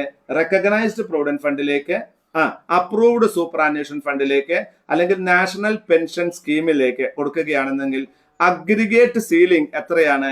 7.5 ലക്ഷം രൂപയാണ്. എന്താണ് അഗ്രിഗേറ്റ് സീലിംഗ്? 7.5 ലക്ഷം രൂപയാണ് പെർ ഇയർ. 7.5 ലക്ഷത്തിൽ കൂടുതൽ പൈസ നിങ്ങൾക്ക് എംപ്ലോയർ കോൺട്രിബ്യൂട്ട് ചെയ്തിട്ടുണ്ടെങ്കിൽ, ഇൻട്രസ്റ്റ് ആയിട്ട് ടോട്ടലായിട്ട് കിട്ടിയിട്ടുണ്ടെങ്കിൽ അത് മുകളിൽ എമൗണ്ട് ടാക്സബിൾ ആണ്. ഇനി ആ annual accretion interest dividend on such excess, ഈ 7 ലക്ഷത്തിന്റെ മുകളിൽ എത്രമാത്രം കോൺട്രിബ്യൂഷൻ ആണോ എംപ്ലോയർ ചെയ്യുന്നത് അതിന്റെ മുകളിലുള്ള എമൗണ്ടിന് കിട്ടുന്ന ഇൻട്രസ്റ്റ് അല്ലെങ്കിൽ ഡിവിഡൻഡും നിങ്ങൾക്ക് എന്താണ് ടാക്സബിൾ ആണ്. വളരെ സിമ്പിൾ ആയിട്ട് പറയാണ്. അതായത് ഈ 1/4/2020 മുതൽ employer contribution to recognised provident fund, superannuation fund and pension fund, ഇത് മൂന്നും കൂടെ ചേർത്ത് ഒരു വർഷം 7.5 ലക്ഷത്തിൽ കൂടാൻ പാടില്ല. ഇനി അഥവാ 7.5 ലക്ഷത്തിൽ കൂടുന്നുണ്ടെങ്കിൽ ആ കൂടിയ എമൗണ്ടും ആ കൂടിയ എമൗണ്ടിന് കിട്ടുന്ന പലിശയോ ഡിവിഡൻഡോ ടാക്സബിൾ ആണ്. ഇതൊക്കെ എന്തായിട്ട് കണക്കാക്കും? ടാക്സബിൾ ആയിട്ട് കണക്കാക്കും. ക്ലിയർ ആണേ? ക്ലിയർ? ഒന്നും പറയട്ടെ, പറയണോ? 1/4/2020 മുതൽ എംപ്ലോയർക്ക് എംപ്ലോയിയുടെ പ്രൊവിഡന്റ് ഫണ്ടിന്, സൂപ്പർ ആന്വേഷൻ ഫണ്ടിന്, നാഷണൽ പെൻഷൻ സ്കീമിന് മൂന്നും കൂടെ ചേർത്ത് പേ ചെയ്യാവുന്ന എമൗണ്ട് ക്യാപ്പ് വെച്ചിരിക്കുകയാണ്. 7.5 ലക്ഷത്തിൽ കൂടുതൽ കൊടുക്കാൻ പാടില്ല. ഇനി 7.5 ലക്ഷത്തിൽ കൂടുതൽ കൊടുത്തിട്ടുണ്ടെങ്കിൽ ഈ 7.5 ലക്ഷം പ്ലസ് അതിന്റെ ഇൻട്രസ്റ്റ് ഡിവിഡൻഡ്, ആ 7 ലക്ഷത്തിന് മുകളിൽ amount plus interest dividend taxable ആണ്. ഇനി എംപ്ലോയിയുടെ കോൺട്രിബ്യൂഷനോ? ഇവിടെ എംപ്ലോയറും കോൺട്രിബ്യൂട്ട് ചെയ്യില്ലേ? എംപ്ലോയിയുടെ കോൺട്രിബ്യൂഷന് നമുക്ക് സെക്ഷൻ 80C പ്രകാരം ഡിഡക്ഷൻ അവൈലബിൾ ആണ്. ഈ സെക്ഷൻ 80C 115 BSc ഉണ്ടോ ഇല്ല നമുക്ക് നോക്കണം കേട്ടോ. സെക്ഷൻ എംപ്ലോയറുടെ കോൺട്രിബ്യൂഷനാണ് നമ്മൾ പറഞ്ഞത്. എംപ്ലോയിയുടെ കോൺട്രിബ്യൂഷൻ, എംപ്ലോയിയും കോൺട്രിബ്യൂട്ട് ചെയ്യില്ലേ? ഇപ്പൊ ദേവനന്ദ ഒരു കമ്പനിയിൽ വർക്ക് ചെയ്യുകയാണെങ്കിൽ തനിക്ക് പ്രൊവിഡന്റ് ഫണ്ട് കിട്ടണമെന്നുണ്ടെങ്കിൽ ആരൊക്കെ കോൺട്രിബ്യൂട്ട് ചെയ്യും? എംപ്ലോയർ കോൺട്രിബ്യൂട്ട് ചെയ്യും, എംപ്ലോയി താനും കോൺട്രിബ്യൂട്ട് ചെയ്യണ്ടേ? അപ്പൊ എംപ്ലോയറുടെ കോൺട്രിബ്യൂഷൻ 1/4/2020 എത്രയാണ്? 7.5 ലക്ഷമാണ്. 3 ഫണ്ടിൽ ചേർന്നിട്ട്. ഏതൊക്കെയാ? Recognised provident fund, superannuation fund, അതുപോലെ തന്നെ നാഷണൽ പെൻഷൻ സ്കീം, ഇത് മൂന്നും ചേർത്തിട്ട് 7.5 ലക്ഷത്തിന് മുകളിലാണെന്നുണ്ടെങ്കിൽ ആ 7.5 ലക്ഷത്തിന് മുകളിൽ എമൗണ്ട് അതിന് കിട്ടുന്ന ഡിവിഡൻഡ് ഇൻട്രസ്റ്റും എന്താണ്? ടാക്സബിൾ ആണ്. ഓക്കെ,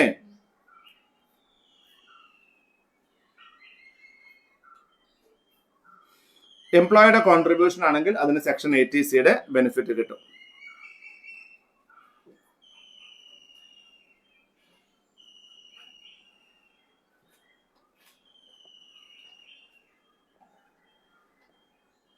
ഇനി അൺറെക്കഗ്നൈസ്ഡ് പ്രൊവിഡന്റ് ഫണ്ട്.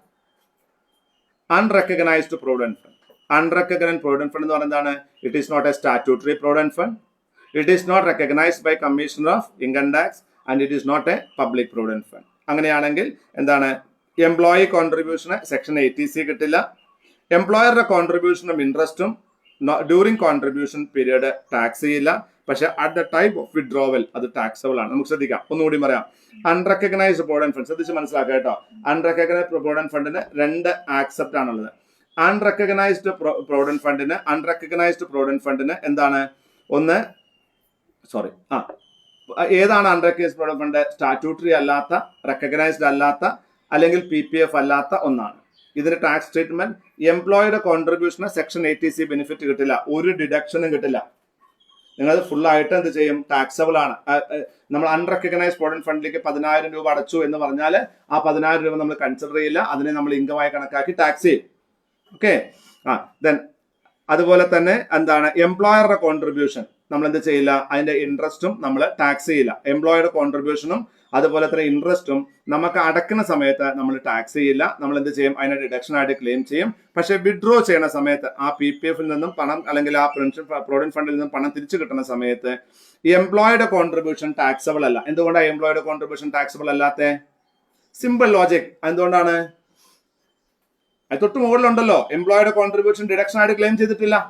അപ്പൊ അതെന്ത് ചെയ്യില്ല? ടാക്സ് ചെയ്യില്ല. കാരണം അവിടെ ആൾറെഡി ടാക്സ് കൊടുത്തിട്ടുണ്ട്, ഇവിടെ ടാക്സ് കൊടുക്കില്ല. അപ്പോൾ എംപ്ലോയിയുടെ contribution at the time of payment എന്താണ്? No deduction, but at the time of withdrawal എന്താണ്? Not taxable. കാരണം it's already tax is paid.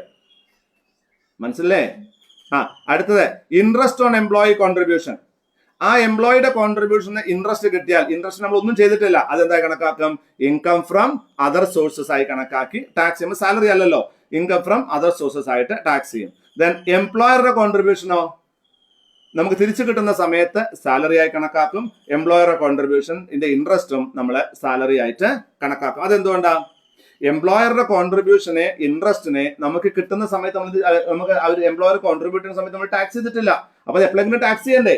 അത് ടാക്സ് എപ്പോൾ കിട്ടും? തിരിച്ചു കിട്ടുമ്പോൾ ടാക്സ് ചെയ്യും. അപ്പൊ unrecognised provident fund employee contribute ചെയ്യുന്ന സമയത്ത് ഡിഡക്ഷൻ ആയിട്ട് ക്ലെയിം ചെയ്യില്ല. അപ്പൊ അത് ടാക്സ് ചെയ്യും.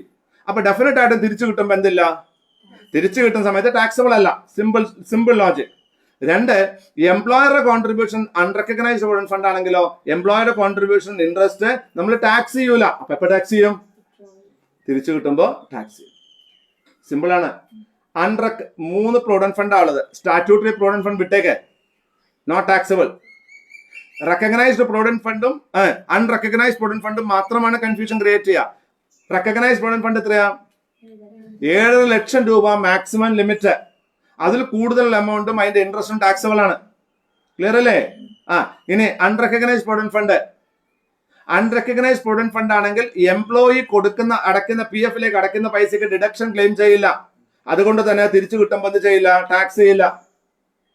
എംപ്ലോയർ അടയ്ക്കുന്ന പൈസ അതിന്റെ ഇൻട്രസ്റ്റ് നമ്മൾ എന്ത് ചെയ്യില്ല? ടാക്സ് ഡിഡക്ട് ചെയ്യും, ഡിഡക്ഷനായിട്ട് ക്ലെയിം ചെയ്യും. അതെന്ത് ചെയ്യും?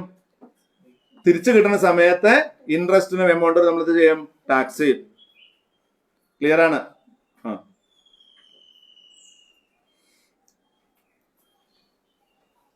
സെക്ഷൻ 17(2) പറയുന്നത് employer contribution is A perquisite. Employees' contribution to recognized provident fund, national pension scheme, approved superannuation fund exceeding 7,50,000 rupees is called as a perquisite. Clear അല്ലേ? നമ്മൾ പറഞ്ഞതല്ലേ, ഇപ്പൊ ആൾറെഡി പറഞ്ഞതാണ്. അതായത് റെക്കഗ്നൈസ്ഡ് പ്രൊവിഡന്റ് ഫണ്ടിലേക്ക്, നാഷണൽ പെൻഷൻ സ്കീമിലേക്ക്, approved superannuation ഫണ്ടിലേക്ക് 7.5 ലക്ഷത്തിൽ കൂടുതൽ പണം കിട്ടുന്നുണ്ടെങ്കിൽ പണം കൊടുത്തിട്ടുണ്ടെങ്കിൽ അതിനെന്തായിട്ട് കണക്കാക്കും?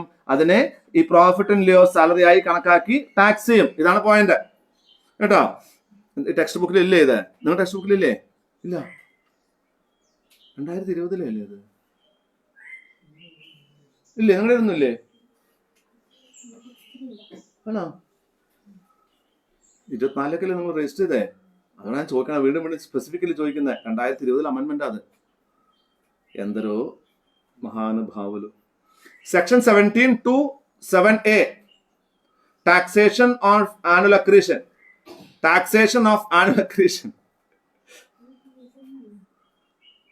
ആ പേജ് ഇല്ലാതാവണം, മിസ്സായി പോയിണ്ടാവും.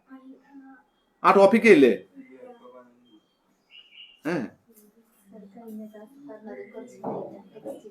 ആണോ? നിങ്ങൾ ദയവ് ചെയ്ത് ഇൻകം ടാക്സും CMS-ലും ടെക്സ്റ്റ് ബുക്ക് വെച്ച് പഠിക്കല്ലേട്ടാ. പണി പാടൂട്ടാ, ശരിക്കും പണി പാടും. ഞാൻ സെറ്റിംഗ് അപ്പ് ഒക്കെ ഇപ്പൊ നോക്കിക്കൊണ്ടിരിക്കുകയാണേ. സെറ്റിംഗ് അപ്പിലൊക്കെ ഉണ്ടല്ലോ, സെറ്റിംഗ് അപ്പ് ശരിക്കും CMS പോലെയായി. ഈ പ്രാവശ്യം സെറ്റിംഗ് അപ്പ് ഒക്കെ ബുക്ക് വായിച്ച 700 പേജ് ഉണ്ട്. ആകെ 600 പേജ് ഉണ്ട്. 600 പേജ് കൂടി സെറ്റിംഗ് അപ്പിൽ. 100 പേജാ കൂടി. പുറമെ ചാപ്റ്ററൊക്കെ റീഡിഫൈൻ ചെയ്തിരിക്കുന്നു. ചില ചാപ്റ്ററുകളിലൊക്കെ കുറെ ഡാറ്റ കൂട്ടിയിട്ടുണ്ട്, കുറെ ഡാറ്റ കുറച്ചിട്ടുണ്ട്. പേടിക്കണ്ട, അതിന്റെ ക്വസ്റ്റ്യൻസും ആൻസേഴ്സും ഒക്കെ ഞാൻ തരാം. ഞാനത് വർക്ക് ചെയ്തുകൊണ്ടിരിക്കുന്നുണ്ട്. എനിക്ക് സമയം പോരാന്നല്ല. 24 നിങ്ങൾക്ക് ആർക്കും ഫ്രീ സമയം ഉണ്ടെങ്കിൽ കുറച്ച് സമയം എനിക്ക് താ. എനിക്ക് ഉറങ്ങണ്ടേ. I am doing lot many things but still I will do. ഒരു ചാപ്റ്റർ കഴിഞ്ഞു എൻ്റെ. ഞാനത് ഒരു 2 ദിവസം കൊണ്ട് ഫുൾ ബുക്ക് ഞാൻ ചെയ്യും, കുറച്ച് സമയം കിട്ടിയാൽ. എന്നിട്ട് ഞാൻ അയച്ചു തരാം നിങ്ങൾക്ക്. പക്ഷെ ഞാൻ പറയുന്നത് ടാക്സിന്റെ ടെക്സ്റ്റ് ബുക്ക് ഡൗൺലോഡ് ചെയ്തിട്ടാ. നിങ്ങൾ വായിക്കുന്ന സമയത്ത് ആ ടെക്സ്റ്റ് ബുക്ക് വെച്ച് വായിക്കുക. രാജീവ് സാറ് ആ തുടക്കം മുതൽ പറയണതാണ്. So don't go. ഇന്നലെ നമ്മുടെ ഒരു റിലേറ്റീവ് പറയണേ, അയാൾക്ക് സ്റ്റോറേജ് പോരാ മൊബൈലിൽ. അപ്പൊ അതുകൊണ്ട് 40,000 രൂപയുടെ മുകളിലുള്ള ഒരു മൊബൈലെങ്കിലും വാങ്ങണം സ്റ്റോറേജിന് വേണ്ടിയിട്ട് എന്ന് പറഞ്ഞു. അപ്പൊ ഞാൻ ഇരുന്ന് ഞെട്ടുമായിരുന്നു. ഈ 40,000 രൂപയുടെ മുകളിലുള്ള മൊബൈലിൽ എന്ത് സ്റ്റോറേജാ കൂടുതലുണ്ടാവുക? രൂപ വെച്ചിട്ടാണോ? TV വെച്ചിട്ടല്ലേ storage? അപ്പോൾ അങ്ങനെ നിങ്ങൾ ആരെങ്കിലും വീട്ടുകാരെ പറ്റിച്ചൊരു മൊബൈൽ വാങ്ങിക്കാൻ ശ്രമിക്കുന്നുണ്ടെങ്കിൽ please don't buy a mobile, please buy a tablet. നിങ്ങളുടെ കണ്ണിനും കൂടെ നല്ലതാണത് കേട്ടോ. ഒരു ചെറിയൊരു ടാബ്ലറ്റ് വാങ്ങും. ടാബ്ലറ്റ് എന്ന് പറഞ്ഞാൽ പാരസെറ്റമോൾ അല്ല ഉദ്ദേശിക്കുന്നത്. ഒരു 18,000 20,000 രൂപയ്ക്ക് സാധാരണ ഒരു ടാബ്ലറ്റ് കിട്ടും, നല്ലൊരു ടാബ്ലറ്റ്. അപ്പം എന്താണെന്ന് വെച്ചാൽ കുറച്ചുകൂടി വലുതായിട്ട് നിങ്ങൾക്ക് കാണാൻ പറ്റും. പിന്നെ ഇപ്പൊ ഞാൻ ഉപയോഗിക്കുന്ന ഇത് എൻ്റെ പുതിയതാണ്. നിങ്ങൾ എൻ്റെ അടുത്ത് വേറെ ഒന്നുകൂടി കണ്ടിട്ടുണ്ടാവും. അതെൻ്റെ പഴയതാണ്. എത്ര കൊല്ലം പഴക്കമെന്ന് അറിയാം നിങ്ങൾക്കത്? ടാബ് S7 Plus ആണ്. സാംസങ്ങിന്റെ ആദ്യ ടാബ് S6 ആണ് ആദ്യം വന്നത്, പിന്നെ S7 Plus ആണ്. SM+1 എനിക്ക് തോന്നുന്നത് 2020 അല്ലെങ്കിൽ 21, 22 4-5 കൊല്ലമായി. അത് എൻ്റെ ഉപയോഗം നിങ്ങൾക്ക് അറിയാലോ, ഭയങ്കര ഉപയോഗമാണ്. പിന്നെ എൻ്റെ മോൻ അത് തകർത്ത് ഇതിന് തിരിച്ചു കൊടുക്കുന്നത്. അത് ഇപ്പോഴും വർക്ക് ചെയ്യുന്നുണ്ട്, സുഖമായിട്ട് വർക്ക് ചെയ്യുന്നുണ്ട്. അതിലെ ഞാൻ റെക്കോർഡൊക്കെ ചെയ്യണം. എന്തൊരു സുഖമാണ് ഉപയോഗിക്കാൻ. അപ്പൊ ഇതൊരിക്കലും നമ്മൾ മൊബൈൽ പോലെ ഔട്ട്ഡേറ്റഡ് ആയി പോകില്ല. കാരണം നമുക്കിതിൽ വേറെ ഒന്നും വേണ്ടല്ലോ. നമുക്ക് വെറും ഈ WPS ഓഫീസ് വെച്ചിട്ട് വായിച്ചാൽ മാത്രം മതിയല്ലോ, എഡിറ്റ് ചെയ്യാൻ പറ്റിയാൽ മതിയല്ലോ. So it's better to buy a tablet കേട്ടോ. നെക്സ്റ്റ് ടൈം നിങ്ങൾ അത് ചെയ്യണം. കാരണം നിങ്ങളുടെ മുമ്പിലേക്ക് പോകുമ്പോൾ ഈ നിയമങ്ങളൊക്കെ ഇപ്പൊ ഈ ആർട്ടിഫിഷ്യൽ ഇന്റലിജൻസ് ഒക്കെ വന്നു കഴിഞ്ഞാൽ നിങ്ങളുടെ നിയമങ്ങൾ വീണ്ടും വീണ്ടും മാറും. അപ്പൊ നമുക്ക് എല്ലായ്പ്പോഴും ഈ 500 രൂപ കൊടുത്ത് ടെക്സ്റ്റ് ബുക്ക് വാങ്ങി 3 മാസം കഴിഞ്ഞാൽ പിന്നെ 500 രൂപ കൊടുക്കാൻ പറ്റുമോ? ഇല്ല. അപ്പൊ നമ്മൾ എന്താ ചെയ്യുക? നമ്മളൊരു അഡ്ജസ്റ്റ്മെന്റ് വഴി എടുക്കും.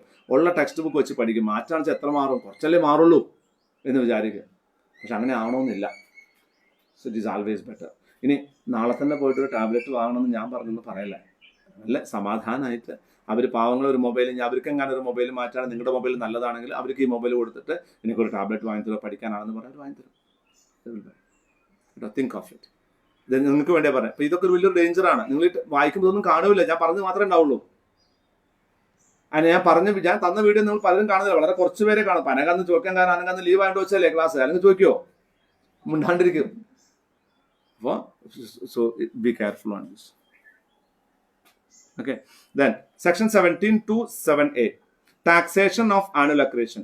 Annual accretion, interest and dividend on taxable excess contribution is also taxable. എന്താ പറഞ്ഞത്? ആ ആനുവൽ അക്രീഷന്റെ മുകളിൽ 7.5 ലക്ഷം രൂപയുടെ മുകളിൽ എത്രമാത്രം എമൗണ്ട് ആണോ ഉണ്ടാകുന്നത്, ആ എമൗണ്ടിന്റെ മുകളിൽ കിട്ടുന്ന ഇൻട്രസ്റ്റും മറ്റതൊക്കെ ടാക്സബിൾ ആണ് എന്ന് പറയുന്നു. ക്ലിയർ അല്ലേ? Then rule 3B. ഇനി അടുത്തതാണ് റൂൾ 3B. ഇതും ഉണ്ടാവില്ല എന്ന് വിചാരിക്കട്ടെ ഞാൻ. Rule 3B, formula for computation. എങ്ങനെയാണ് നിങ്ങൾ ഇത് കമ്പ്യൂട്ട് ചെയ്യേണ്ടത് എന്നുള്ളതാണ്. എന്താ റൂൾ 3Bയിൽ പറയുന്നത്? ഈ ടാക്സബിൾ എമൗണ്ട് എങ്ങനെയാണ്? For the purpose of sub close 7A of clause 2 of section 17, CBDT has notified via rule 3B the manner of to compute annual accretion by way of interest, dividend or any other amount of similar nature during the previous year. 7.5 ലക്ഷത്തിന്റെ മുകളിൽ എത്രമാത്രം interest കിട്ടിയിട്ടുണ്ട്, എത്രമാത്രം dividend കിട്ടിയിട്ടുണ്ട്, അല്ലെങ്കിൽ excess contribution എങ്ങനെ കിട്ടിയിട്ടുണ്ട് എന്ന് കണക്കാക്കാൻ ഒരു ഫോർമുല തന്നെ CBDT പറഞ്ഞിട്ടുണ്ട്. അതിന്റെ അർത്ഥം എന്താണ്? TP, taxable perquisite, is equal to എന്താണ്? Taxable perquisite is equal to then person's contribution, excess employer contribution in current year, percentage of excess, എത്രമാത്രം എക്സസ് എംപ്ലോയർ കോൺട്രിബ്യൂഷൻ ഉണ്ടായിട്ടുണ്ട്, അതേ divided by 2 into R. R എന്ന് പറഞ്ഞാൽ എന്താണ്? R എന്ന് പറഞ്ഞാൽ 1/FAVG. FAVG എന്ന് പറഞ്ഞാൽ amount of aggregate amounts of balance to the credit of the specified fund or scheme on the first day of current previous year plus amount or aggregate of amounts of balance to the credit of specified fund or scheme on the last day of current previous year divided by 2. അതായത് opening balance plus closing balance divided by 2. അതായത് ഏത് ഫണ്ടാണോ കണക്കാക്കുന്നത് ആ കണക്കാക്കുന്ന ഫണ്ടിന്റെ ഏത് ഫണ്ടിന്റെ ആണോ നമ്മൾ അക്രീഷൻ കണക്കാക്കുന്നത്. ഏതൊക്കെ ഫണ്ടാണുള്ളത്? അൺറെക്കഗ്നൈസ്ഡ് പ്രൊവിഡന്റ് ഫണ്ട് ഉണ്ട്, സൂപ്പറാന്വേഷൻ ഫണ്ട് ഉണ്ട്, NPS ഉണ്ട്. അപ്പൊ ഏത് ഫണ്ടാണോ അതിന്റെ ഓപ്പണിംഗ് വാല്യൂ, കഴിഞ്ഞ വർഷത്തെ ലാസ്റ്റ് ഡേയിലെ വാല്യൂ പ്ലസ് ഈ വർഷത്തെ അവസാനത്തെ ഡേറ്റിലെ വാല്യൂ ഡിവൈഡഡ് ബൈ 2, അതിനെയാണ് ആവറേജ് എന്ന് പറയുന്നത് കേട്ടോ. അതാണ് FAVG എന്ന് പറഞ്ഞാൽ കേട്ടോ. ദെൻ എന്താണ്? Taxable perquisite is equal to എന്താണ്? Excess contribution in current year paid by the employer divided by 2 into R. R എന്ന് പറഞ്ഞാൽ എന്താണ്? I എന്ന് പറഞ്ഞാൽ income divided by FAVG. FAVG എന്താണെന്ന് പറഞ്ഞേ? FAVG എന്ന് പറഞ്ഞു കഴിഞ്ഞാൽ ഇത് ചോദിക്കും. ഇത് ഉറപ്പായിട്ട് നിങ്ങൾ തെറ്റിക്കുന്നവർക്ക് അറിയാം. അപ്പൊ കോംപ്ലിക്കേറ്റഡ് ക്വസ്റ്റ്യൻ ചോദിക്കാൻ, സാലറി ചോദിക്കുകയാണെങ്കിൽ ഇത് ചോദിക്കും. അവിടെയാണ് ഞാൻ പറയുന്നത്. ഇപ്പൊ തന്നെ ഇത് വളരെ സിമ്പിൾ ആയിട്ട് മനസ്സിലാക്കാം. ഈ വാക്കുകൾ മാത്രം ഒന്ന് മനസ്സിലാക്കി കിട്ടിയാൽ മതി. ടാക്സബിൾ പെർക്വിസിറ്റ് റൂൾ 3B പറയുന്ന taxable perquisite is equal to എന്താണ്?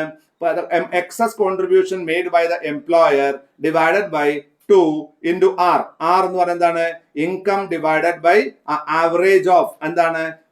Opening balance of the fund plus closing balance of the fund divided by 2 കേട്ടോ. 2 പ്ലസ് PC1. എന്താണ് PC1? Excess employer contribution of earlier years. കഴിഞ്ഞ വർഷങ്ങളിൽ എത്രമാത്രം excess contribution employer ചെയ്തിട്ടുണ്ട്. Plus TP1 എന്താണ്? Earlier taxable accretion, ആ വർഷങ്ങളിൽ എത്രമാത്രം ടാക്സബിൾ അക്രീഷൻ ഉണ്ടായിട്ടുണ്ട് ഇൻടു ആർ. ആർ പറയുന്നതാണ് ഇൻകം ഡിവൈഡഡ് ബൈ FAVG. ഇനി എന്താ ഉണ്ടാവുന്നത്? ഇഫ് PC1 പ്ലസ് TP1, ഞാൻ ഈ ഫോൺ എടുത്തു. വിജയുടെ നമസ്കാരം. അതെ അതെ പറഞ്ഞോളൂ, പറഞ്ഞോളൂ.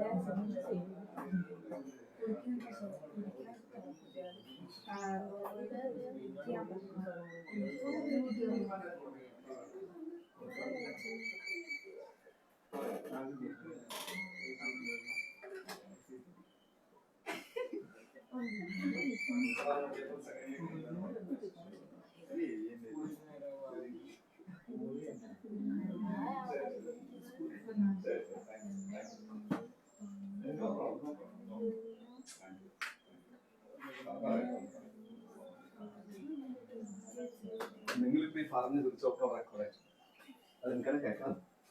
മൊബൈലിൽ വെച്ചതൊക്കെ പാട്ടൊക്കെ റെക്കോർഡ് ആയിട്ടുണ്ട്.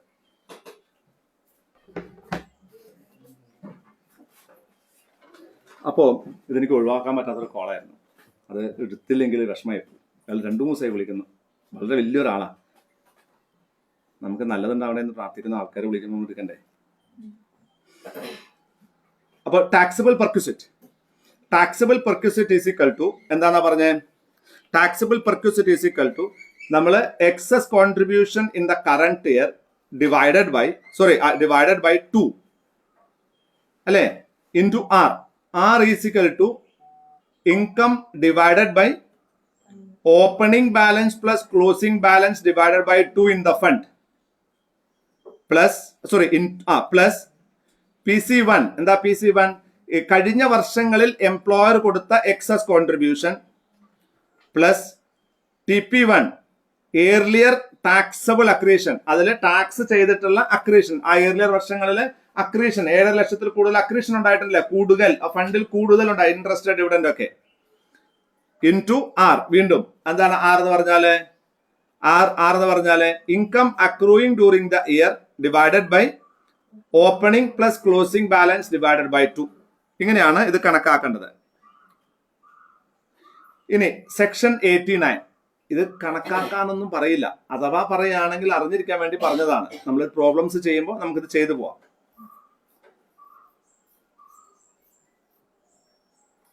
പ്രോബ്ലംസ് എങ്ങനെ വരാമെന്നറിയാം. ഒന്നുകിൽ ഒരു കൺസോളിഡേറ്റർ പ്രോബ്ലം ആയിട്ട് വരും, അതായത് salary, house property, PGBP, other income ചേർത്ത് ഒരു പ്രോബ്ലം ആയിട്ട് വരും. അതല്ലെങ്കിൽ സാലറിയിൽ ഏതെങ്കിലും കമ്പോണന്റുകൾ മാത്രമായിട്ട് ചെറിയ പ്രോബ്ലംസ് ചോദിക്കാം. ഉദാഹരണം PF ടാക്സിബിൾ വാല്യൂ കാൽക്കുലേഷൻ, അല്ലെങ്കിൽ ഗ്രാറ്റുവിറ്റി സെക്ഷൻ 10 പ്രകാരം ടാക്സിബിൾ വാല്യൂ കാൽക്കുലേഷൻ, ഇങ്ങനത്തെ ചില 1, 2, 3 പോയിന്റ് മാത്രം ചോദിച്ചേക്കാം. സാലറിയിലേക്ക് അങ്ങനെയാണ് സാധാരണ ചോദിക്കാറുള്ളത്, അതുകൊണ്ടാണ് ഞാൻ പറഞ്ഞത്. ഇനി സെക്ഷൻ 89 റിലീഫ് ഞാൻ പറയാന്ന് പറഞ്ഞിരുന്നു അല്ലേ. Section relief when salary is paid in arrear or in advance. എന്താണ് അരിയർ എന്ന് പറഞ്ഞാല്? മുൻകാലങ്ങളിൽ കൊടുക്കാനുള്ള പൈസ ഇപ്പൊ കിട്ടുകയാണെങ്കിൽ എന്ത് പറയും? അരിയർ. എന്താണ് അഡ്വാൻസ് എന്ന് പറഞ്ഞാല്? പിന്നെ തരാനുള്ള പൈസ ഇപ്പൊ തന്നെ കൊടുക്കുകയാണെങ്കിൽ അഡ്വാൻസ്. ഇവിടെ എന്താ സംഭവിക്കുക? ശരിക്കും ഈ അരിയറിനും അഡ്വാൻസിലും എന്താ നിങ്ങളുടെ മനസ്സിലെ thought process? Salary is taxable on accrual basis. അപ്പൊ അരിയർ എന്നുള്ള കൺസെപ്റ്റേ ഉണ്ടാവില്ല. കാരണം when it is accrued, even if it is not paid, it is already taxed. And salary is taxable on paid basis also. If an advance is paid, it is already taxed. And even if it is not accrued, if the money has received as salary advance, it is taxable. Salary കൊടുക്കാനുള്ളത് കൊടുത്തില്ലെങ്കിൽ പോലും ആ കൊടുക്കാൻ liable ആയ വർഷം taxable ആണ്, നമ്മൾ eligible ആയ വർഷം ടാക്സബിൾ ആണ്. അഡ്വാൻസ് ആണെങ്കിൽ ഏത് വർഷമാണോ അഡ്വാൻസ് കിട്ടുന്നത് ആ വർഷത്തെ അല്ലെങ്കിൽ പോലും ആ വർഷം അഡ്വാൻസ് കിട്ടിയിട്ടുണ്ടെങ്കിൽ ആ വർഷം ടാക്സബിൾ ആണ്. പക്ഷെ ഒരു സിറ്റുവേഷൻ ഉണ്ട്, കഴിഞ്ഞ വർഷങ്ങളിലെ ശമ്പളം റിവൈസ് ചെയ്തിട്ട് നിങ്ങൾക്ക് ഒരു പേയ്മെന്റ് ഇപ്പൊ തരാണെങ്കിലോ, കഴിഞ്ഞ വർഷം കിട്ടിയ ശമ്പളം 10,000 രൂപയാണ്, കമ്പനി പറയാണ് നിങ്ങൾക്ക് 11,000 രൂപയാണ് തരേണ്ടിയിരുന്നത്, ഞങ്ങൾ 10,000 തന്നുള്ളൂ. അപ്പോൾ ഒരു അരിയറിന്റെ ഒരു സംവിധാനം വരുന്നുണ്ട്. അതാണ് ഇവിടെയൊക്കെ പറയുന്നത്, അല്ലാതെ അരിയർ വരില്ല. കാരണം സംശയമൊന്നും വേണ്ട, കഴിഞ്ഞ വർഷങ്ങളിൽ ഒറിജിനൽ ആയിട്ട് കിട്ടാനുള്ള ശമ്പളം ഇപ്പൊ കിട്ടില്ല. കാരണം അത് കിട്ടാനുള്ളപ്പോ തന്നെ അക്രൂ ആയപ്പോൾ നമ്മൾ എന്തിട്ടുണ്ടാവും, ടാക്സ് ചെയ്തിട്ടുണ്ടാവും. So there is no question. Only in revision of salary, if revision of salary happens, നമ്മൾ പറയില്ലേ 5ാമത് പേ കമ്മീഷൻ വന്നു അല്ലെങ്കിൽ 40ാമത് പേ കമ്മീഷൻ വന്നു, കഴിഞ്ഞ വർഷങ്ങളിലെ ശമ്പളങ്ങൾ എന്താണ് റെട്രോസ്പെക്റ്റീവ് എഫക്റ്റിൽ കൂട്ടി, അങ്ങനെയാണെങ്കിൽ നമുക്ക് കിട്ടുന്ന ശമ്പളം ഉണ്ടല്ലോ കഴിഞ്ഞ വർഷങ്ങളിലെ ആയിട്ട് ഇപ്പൊ ഒരു ലംസം എമൗണ്ട് കിട്ടില്ലേ, ആ എമൗണ്ടിനെയാണ് ഇവിടെ അരിയർ എന്ന് പറയുന്നത്. അല്ലാണ്ട് അതിന് സാധ്യതയില്ല എന്നാണ് ഞാൻ പറഞ്ഞത്. Income tax is charged on total income of the previous year. Sometimes salary relating to earlier or future years received in 1 year, leading to higher tax due to bunching of income. സാധാരണ കേസിൽ salary previous ഇയറിലെ വരുമാനത്തിന്റെ മുകളിലാണ്. ചില വർഷങ്ങളിൽ കഴിഞ്ഞ വർഷങ്ങളിലെ ശമ്പളങ്ങളോ അല്ലെങ്കിൽ അടുത്ത വർഷത്തിലെ ശമ്പളങ്ങളോ നമുക്ക് ഒരുമിച്ച് ഈ വർഷം കിട്ടാൻ സാധ്യതയുണ്ട്. അങ്ങനെ കിട്ടുകയാണെങ്കിൽ ഹയർ ടാക്സ് ലയബിലിറ്റി ആ വർഷം ഉണ്ടാവും. നിങ്ങളുടെ ടാക്സ് ലയബിലിറ്റി എക്സോർബിറ്റന്റ് ആയിട്ട് കൂടാനും സാധ്യതയുണ്ട്. ഇതിനെ നമ്മൾ എന്തുകൊണ്ടാണ് സംഭവിക്കുന്നത്, ബഞ്ചിങ് ഓഫ് ഇൻകം ബഞ്ച് ചെയ്യുന്നത് കൊണ്ടാണ് ഇത് സംഭവിക്കുന്നത്. ഈ ഒരു ഹാർഡ്ഷിപ്പ് ഇല്ലാതാക്കുന്നതിന് വേണ്ടി സെക്ഷൻ 89(1) ഒരു ടാക്സ് റിലീഫ് കൊടുക്കുന്നുണ്ട്. ഇത് ഇമ്പോർട്ടന്റ് ആയിട്ട് എഴുതി വെച്ചോണം, ഇമ്പോർട്ടന്റ് എന്നുള്ളത്. ഇത് ഇമ്പോർട്ടന്റ് ആയിട്ടുള്ള ഒരു പ്രൊവിഷൻ ആണ് സാലറിയിൽ. എപ്പോഴൊക്കെയാണ് സെക്ഷൻ 89(1) പ്രകാരമുള്ള ആ റിലീഫ് നിങ്ങൾക്ക് കിട്ടുന്നത്? ഒന്ന്, relief can be claimed when the assessee receives. എപ്പോഴാണ് കിട്ടുന്നത്? എപ്പോഴാണോ the assessee receives salary in arrear, salary in advance, gratuity, compensation on termination of employment, commutation of pension, family pension received in arrear. Salary arrear ആയിട്ട് കിട്ടുന്നു, salary advance ആയിട്ട് കിട്ടുന്നു, gratuity കിട്ടുന്നു, compensation on termination of employment. നിങ്ങൾ ജോലി നഷ്ടപ്പെടുമ്പോൾ നിങ്ങൾക്ക് ഒരു ടെർമിനേഷൻ ഓഫ് എംപ്ലോയ്മെന്റ്, അപ്പൊ നിങ്ങൾക്ക് ഒരു കോമ്പൻസേഷൻ കിട്ടുന്നു. ഈ വർഷങ്ങളിലൊക്കെ നിങ്ങൾക്ക് ഭയങ്കര ടാക്സ് ആയിരിക്കും. അടുത്ത വർഷങ്ങളിൽ കൊടുക്കേണ്ടുന്ന പൈസ കൂടെ ഇപ്പൊ കിട്ടുകയാണ്. അപ്പൊ അതിന് ഈ വർഷം നമ്മൾ ഹ്യൂജ് പെർസെന്റ് ഓഫ് ടാക്സ് അടയ്ക്കും. നമ്മൾ 10% ടാക്സ് അടച്ചപ്പോൾ 30% ടാക്സ് അടയ്ക്കും. അപ്പൊ ആ ഒരു അധികം ടാക്സ് വരുന്നില്ലേ, അതാണ് പ്രശ്നം.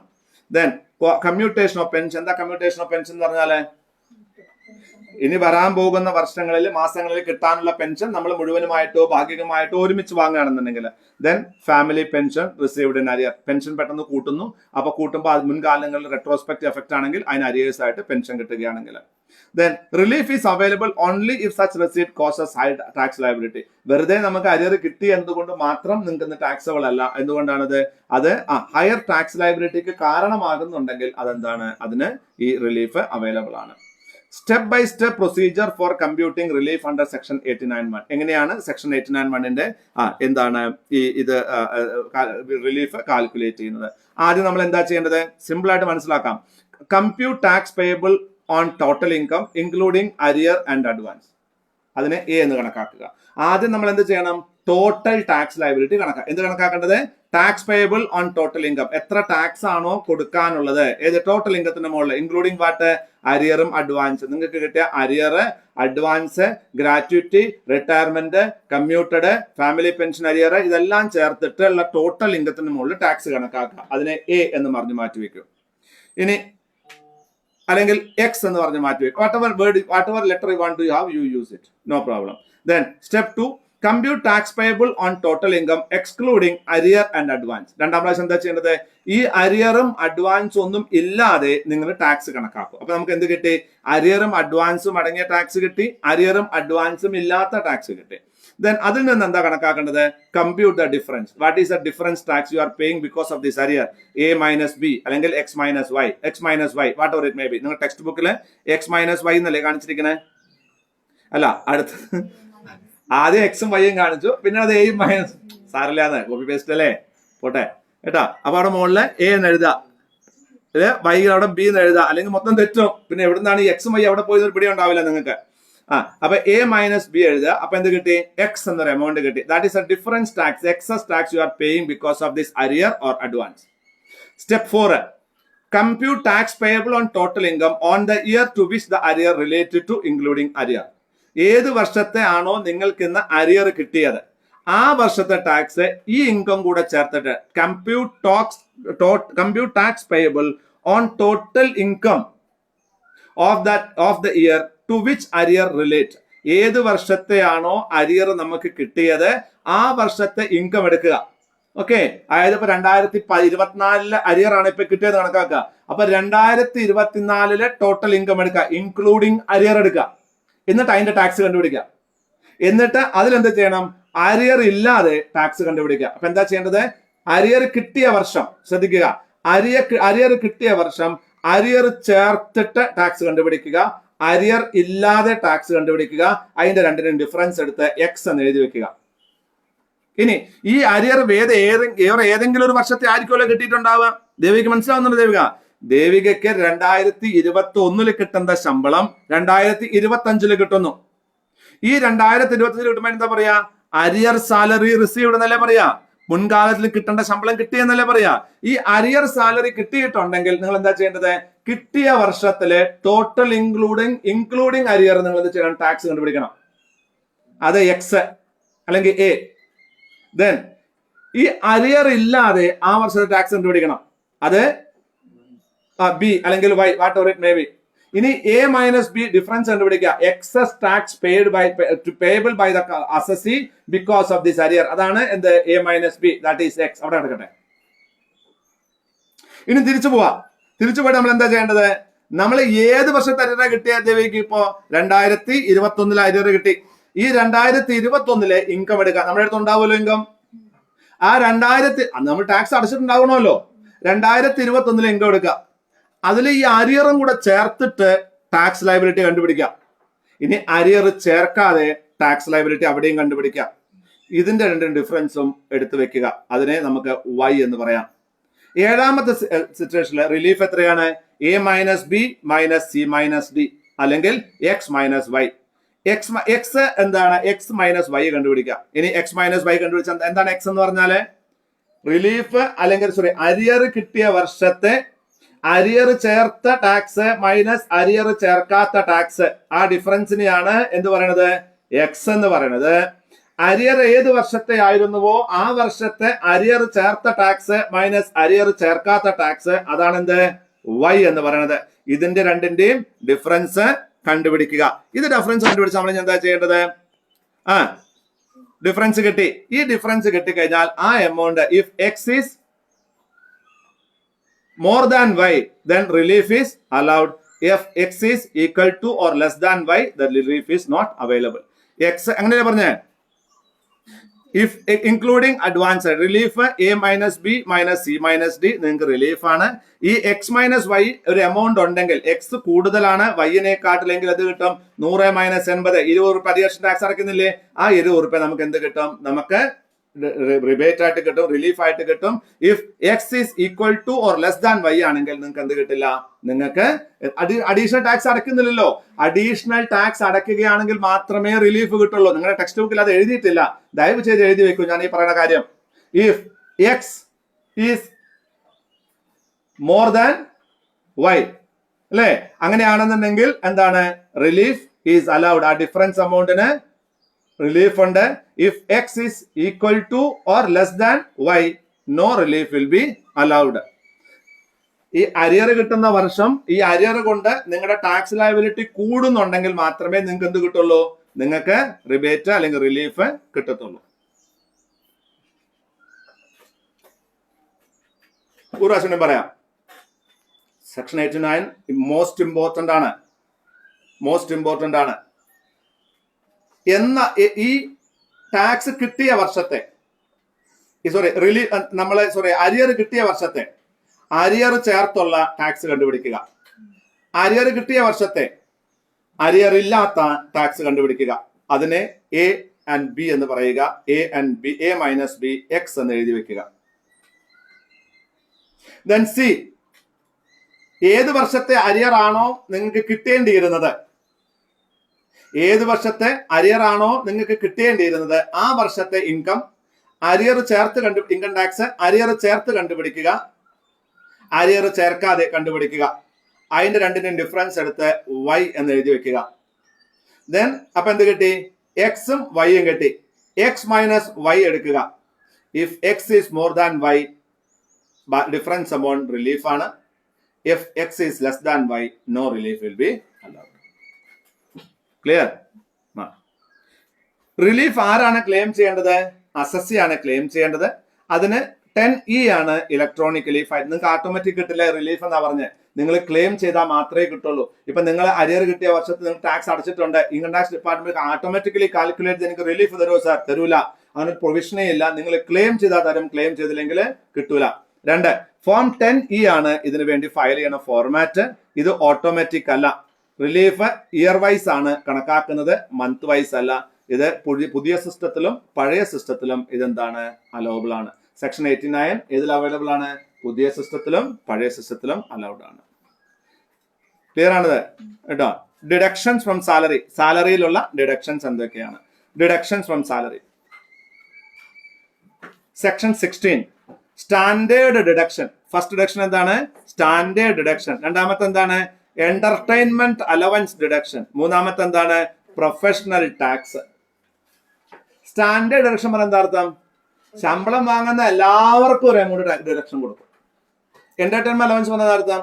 ചില എംപ്ലോയീസിന് എന്റർടൈൻമെന്റിന് വേണ്ടി അലവൻസ് കൊടുക്കും. പ്രൊഫഷണൽ ടാക്സ് എന്താ അർത്ഥം? ലോക്കൽ അതോറിറ്റിക്ക് എംപ്ലോയീസിനെ ജോലിക്ക് വെക്കുമ്പോൾ പെർ എംപ്ലോയി ഇത്ര രൂപ പ്രൊഫഷണൽ ടാക്സ് അടക്കുന്ന നിയമമുണ്ട്. നമ്മൾ പ്രൊഫഷണൽ ടാക്സ് അടയ്ക്കും. സ്റ്റാൻഡേർഡ് ഡിഡക്ഷൻ സെക്ഷൻ 16 സ്റ്റാൻഡേർഡ് ഡിഡക്ഷനെ കുറിച്ച് പറയുന്നത്. നോർമൽ റെജിമില്, ഓപ്ഷണൽ റെജിമില് നിങ്ങൾക്ക് എന്താണ്? 50,000 രൂപ അല്ലെങ്കിൽ സാലറി ഏതാണോ കുറവ് അത് നിങ്ങൾക്ക് സ്റ്റാൻഡേർഡ് ഡിഡക്ഷൻ ആയിട്ട് ക്ലെയിം ചെയ്യാം. ഏതാണ്? ഓൾഡ് സിസ്റ്റത്തിലെ, ഓപ്ഷണൽ സിസ്റ്റത്തിലെ 50,000 റുപ്യ നിങ്ങൾക്ക് മാക്സിമം ഡിഡക്ഷൻ ക്ലെയിം ചെയ്യാം. പുതിയ റെജിമിലോ സെക്ഷൻ 115 BSCയിലോ 75,000 നിങ്ങൾക്ക് ക്ലെയിം ചെയ്യാം. സെക്ഷൻ 115 BSC പ്രകാരം 2024 അമെന്റ്മെന്റ് ആക്ട് ആണ്. സ്റ്റാൻഡേർഡ് ഡിഡക്ഷൻ എത്രയായിട്ട് കൂട്ടിയിട്ടുണ്ട്? 75,000. അപ്പൊ ഓപ്ഷണൽ റെജിം, നിങ്ങൾക്ക് അതാണ് ഓപ്ഷണൽ. ഓപ്ഷണൽ റെജിമിൽ എത്രയാണ്? 50,000. ഡിഫോൾട്ട് റെജിമിൽ എത്രയാണ്? 75,000. ക്ലിയർ ആണ്? രണ്ടും 50,000 അല്ലട്ടോ. ഒന്ന് 50,000, ഒന്ന് 75,000. സെക്ഷൻ 16 ഇതിനെ കുറിച്ച് പറയണത് കേട്ടോ. സെക്ഷൻ 16 എന്ന് കഴിഞ്ഞാൽ അവരൊരു അരമാർക്ക് കൂടുതൽ തരും, അതുകൊണ്ടാണ് പറയണത്. സെക്ഷൻ 16 സ്റ്റാൻഡേർഡ് ഡിഡക്ഷനെ കുറിച്ച് പറയണത്. നമ്മൾ ഹൗസ് പ്രോപ്പർട്ടി ഒക്കെ പഠിക്കുമ്പോൾ വീണ്ടും പഠിക്കും. Section 16 standard deduction. Standard deduction optional റെജിമില് 50,000 രൂപ അല്ലെങ്കിൽ സാലറി ഏതാണോ കുറവ് അത്രമാത്രം. അതല്ലെങ്കിൽ ഡിഫോൾട്ട് റെജിമില് 75,000 രൂപ അല്ലെങ്കിൽ സാലറി ഏതാണോ കുറവ് അത്രയും നമുക്ക് എന്ത് കിട്ടും? സ്റ്റാൻഡേർഡ് ഡിഡക്ഷൻ ആയിട്ട് കിട്ടും. Okay. Entertainment allowance section 16(2). Entertainment allowance government employee ആണെങ്കിൽ least of 1/5 of basic salary, least of 1/5 of basic salary അല്ലെങ്കിൽ 5,000 റുപ്പീസ് അല്ലെങ്കിൽ ആക്ച്വൽ എന്റർടൈൻമെന്റ് അലവൻസ് റിസീവ്ഡ് ഏതാണോ അയാൾക്ക് കുറവ് അത് അയാൾക്ക് എന്ത് കിട്ടും? അയാൾക്ക് എക്സംഷൻ ഡിഡക്ഷൻ കിട്ടും. ബാലൻസ് ടാക്സബിൾ ആണ്. ദെൻ നോൺ ഗവൺമെന്റ് എംപ്ലോയി ആണെങ്കിൽ ഒന്നും ആലോചിക്കേണ്ട, ഫുള്ളി ടാക്സബിൾ ആണ്. Entertainment allowance can be received by government employees or non-government employees. If it is received by the non-government employees ഒരു ഡിഡക്ഷനും ഇല്ല, ഫുള്ളി ടാക്സബിൾ ആണ്. Government employees ആണെങ്കിൽ 1/5 of the basic salary എടുക്കുക. 1/5 of the basic salary, വേറെ ഒന്നുമില്ല കേട്ടോ. Basic salary എന്നാ പറയാൻ, സാലറി എന്നല്ല പറഞ്ഞത്. എന്താ പറഞ്ഞേ? Basic salary. 1/5 of the basic salary അല്ലെങ്കിൽ 5,000 രൂപ അല്ലെങ്കിൽ ആക്ച്വൽ അലവൻസ് ഏതാണോ കുറവ് അത് ഡിഡക്ഷൻ ബാലൻസ് ടാക്സബിൾ ആണ് കേട്ടോ. ഇത് ഈ എന്റർടൈൻമെന്റ് അലവൻസ് ഒട്ടും പേടിക്കണ്ട. 115 BSCയിൽ ആർക്കും കിട്ടില്ല കേട്ടോ. എന്റർടൈൻമെന്റ് അലവൻസ് ഇതിലില്ല, ഡിഫോൾട്ട് സിസ്റ്റത്തിലില്ല കേട്ടോ. ഇതാണ് ഓർക്കേണ്ടത്. ഈ ഡിഫോൾട്ട് സിസ്റ്റത്തിൽ എന്തൊക്കെ ഇല്ല എന്നുള്ളതാണ് നമ്മൾ മനസ്സിൽ ഓർക്കേണ്ടത്. എന്റർടൈൻമെന്റ് അലവൻസ് ഇല്ല. മറ്റതുണ്ട് കേട്ടോ, തൊട്ട് മുകളിൽ പറഞ്ഞതുണ്ട്, സ്റ്റാൻഡേർഡ് ഡിഡക്ഷൻ ഉണ്ട്. Then professional tax not available under 115 BSC professional tax. അപ്പോൾ 3 ഡിഡക്ഷൻസ് ആണ് സാലറിയിൽ നിന്നുള്ളത്. അതൊക്കെയാണ് standard deduction, entertainment allowance, professional tax. Entertainment അലവൻസും പ്രൊഫഷണൽ ടാക്സും പുതിയ സിസ്റ്റത്തിൽ, ഡിഫോൾട്ട് സിസ്റ്റത്തിൽ ഇല്ല. ഓപ്ഷണൽ സിസ്റ്റത്തിലാണെന്നുണ്ടെങ്കിൽ if it is paid by the employee deduction allowed. If it is paid by the employer then it will be added to the salary, then deduction is claimed. If it is paid by the employee ആണെങ്കിൽ അതെന്താണ്, paid by the employee during the previous year, അങ്ങനെയാണെങ്കിൽ അത് deduction ആയിട്ട് claim ചെയ്യാം, നമുക്ക് deduction ആയിട്ട് claim ചെയ്യാം. അതേസമയം സാലറി എന്ന് പറഞ്ഞാൽ എല്ലാം കൂടെ ചേർത്തതാണല്ലോ, അപ്പൊ അത് എംപ്ലോയി ആണ് കൊടുത്തതെങ്കിൽ അതേ മൈനസ് എംപ്ലോയി കൊടുത്തതാണല്ലോ total salary. As if it is paid by the employer ആണെങ്കിലോ ആദ്യം ചെയ്യേണ്ടത്, എംപ്ലോയർ അത് കൊടുത്തിട്ടുണ്ടെങ്കിലോ ആ എംപ്ലോയർ കൊടുത്തിട്ടുണ്ടെങ്കിൽ ആദ്യം സാലറിയിൽ കൂട്ടിയിട്ട് പിന്നെ അത് എന്ത് ചെയ്യണം, ഡിഡക്ട് ചെയ്യണം.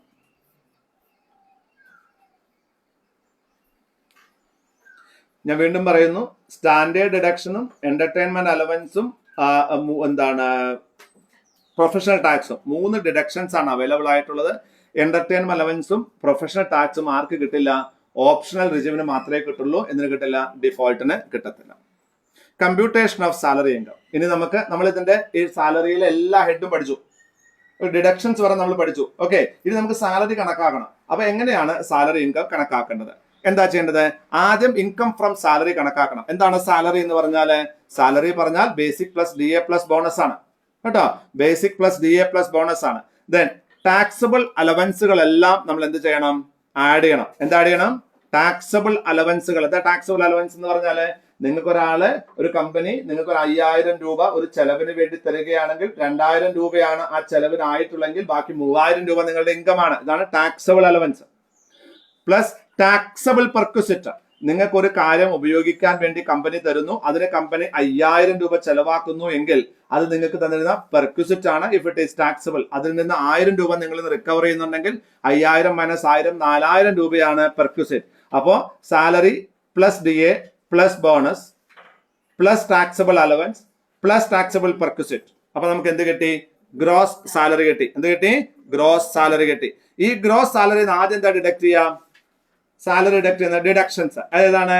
സെക്ഷൻ 16. ഏതൊക്കെയാണ്? സ്റ്റാൻഡേർഡ് ഡിഡക്ഷൻ 50000 രൂപ ഓപ്ഷണൽ സിസ്റ്റത്തില്, 75000 രൂപ പുതിയ ഡിഫോൾട്ട് സിസ്റ്റത്തില് ഫ്ലാറ്റ് ആണ്, ഫ്ലാറ്റ്. ദെൻ ഓപ്ഷണൽ സിസ്റ്റത്തിലാണെങ്കിൽ എന്തൊക്കെ കിട്ടും? എന്റർടൈൻമെന്റ് അലവൻസ് ഡിഡക്ഷൻ കിട്ടും. ആർക്കാ കിട്ടുക? ഗവൺമെന്റ് എംപ്ലോയീസിന് മാത്രം. നോൺ ഗവൺമെന്റ് എംപ്ലോയീസിന് ടാക്സബിൾ ആണ്, അത് ഫുള്ളി ടാക്സബിൾ ആണ്. ഗവൺമെന്റ് എംപ്ലോയീസിന് എങ്ങനെയാണ്? 1/5 of the basic salary or 5000 rupees or allowance received, അല്ലെ? ഏതാണോ കുറവ് അത് ഡിഡക്ഷൻ, ബാലൻസ് ടാക്സബിൾ ആണ്. പ്രൊഫഷണൽ ടാക്സ് എന്താണ്? അത് ഓൾഡ് സിസ്റ്റത്തിൽ ഓപ്ഷനിൽ മാത്രമേ ഉള്ളൂ, ഡിഫോൾട്ടിൽ ഇല്ല കേട്ടോ.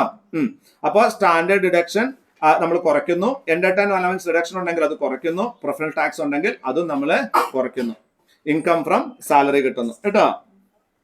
നമുക്ക് പ്രോബ്ലംസ് ചെയ്യാം. പ്രോബ്ലം ചെയ്യാൻ നമുക്ക് 5 മിനിറ്റ് ബ്രേക്ക് ചെയ്തിട്ട് പ്രോബ്ലം ചെയ്യാം കേട്ടോ. പ്രോബ്ലം ചെയ്യാൻ റെഡി ആവണം. നോട്ട് ബുക്ക് ഒക്കെ നിങ്ങളുടെ അടുത്ത് ഉണ്ടാവണം. പറ്റെങ്കിൽ അത് നിങ്ങൾ ബുക്കിൽ ചെയ്ത് ഇങ്ങനെ പോകണം, അല്ലെങ്കിൽ ടെക്സ്റ്റിലെങ്കിലും എഴുതണം കേട്ടോ.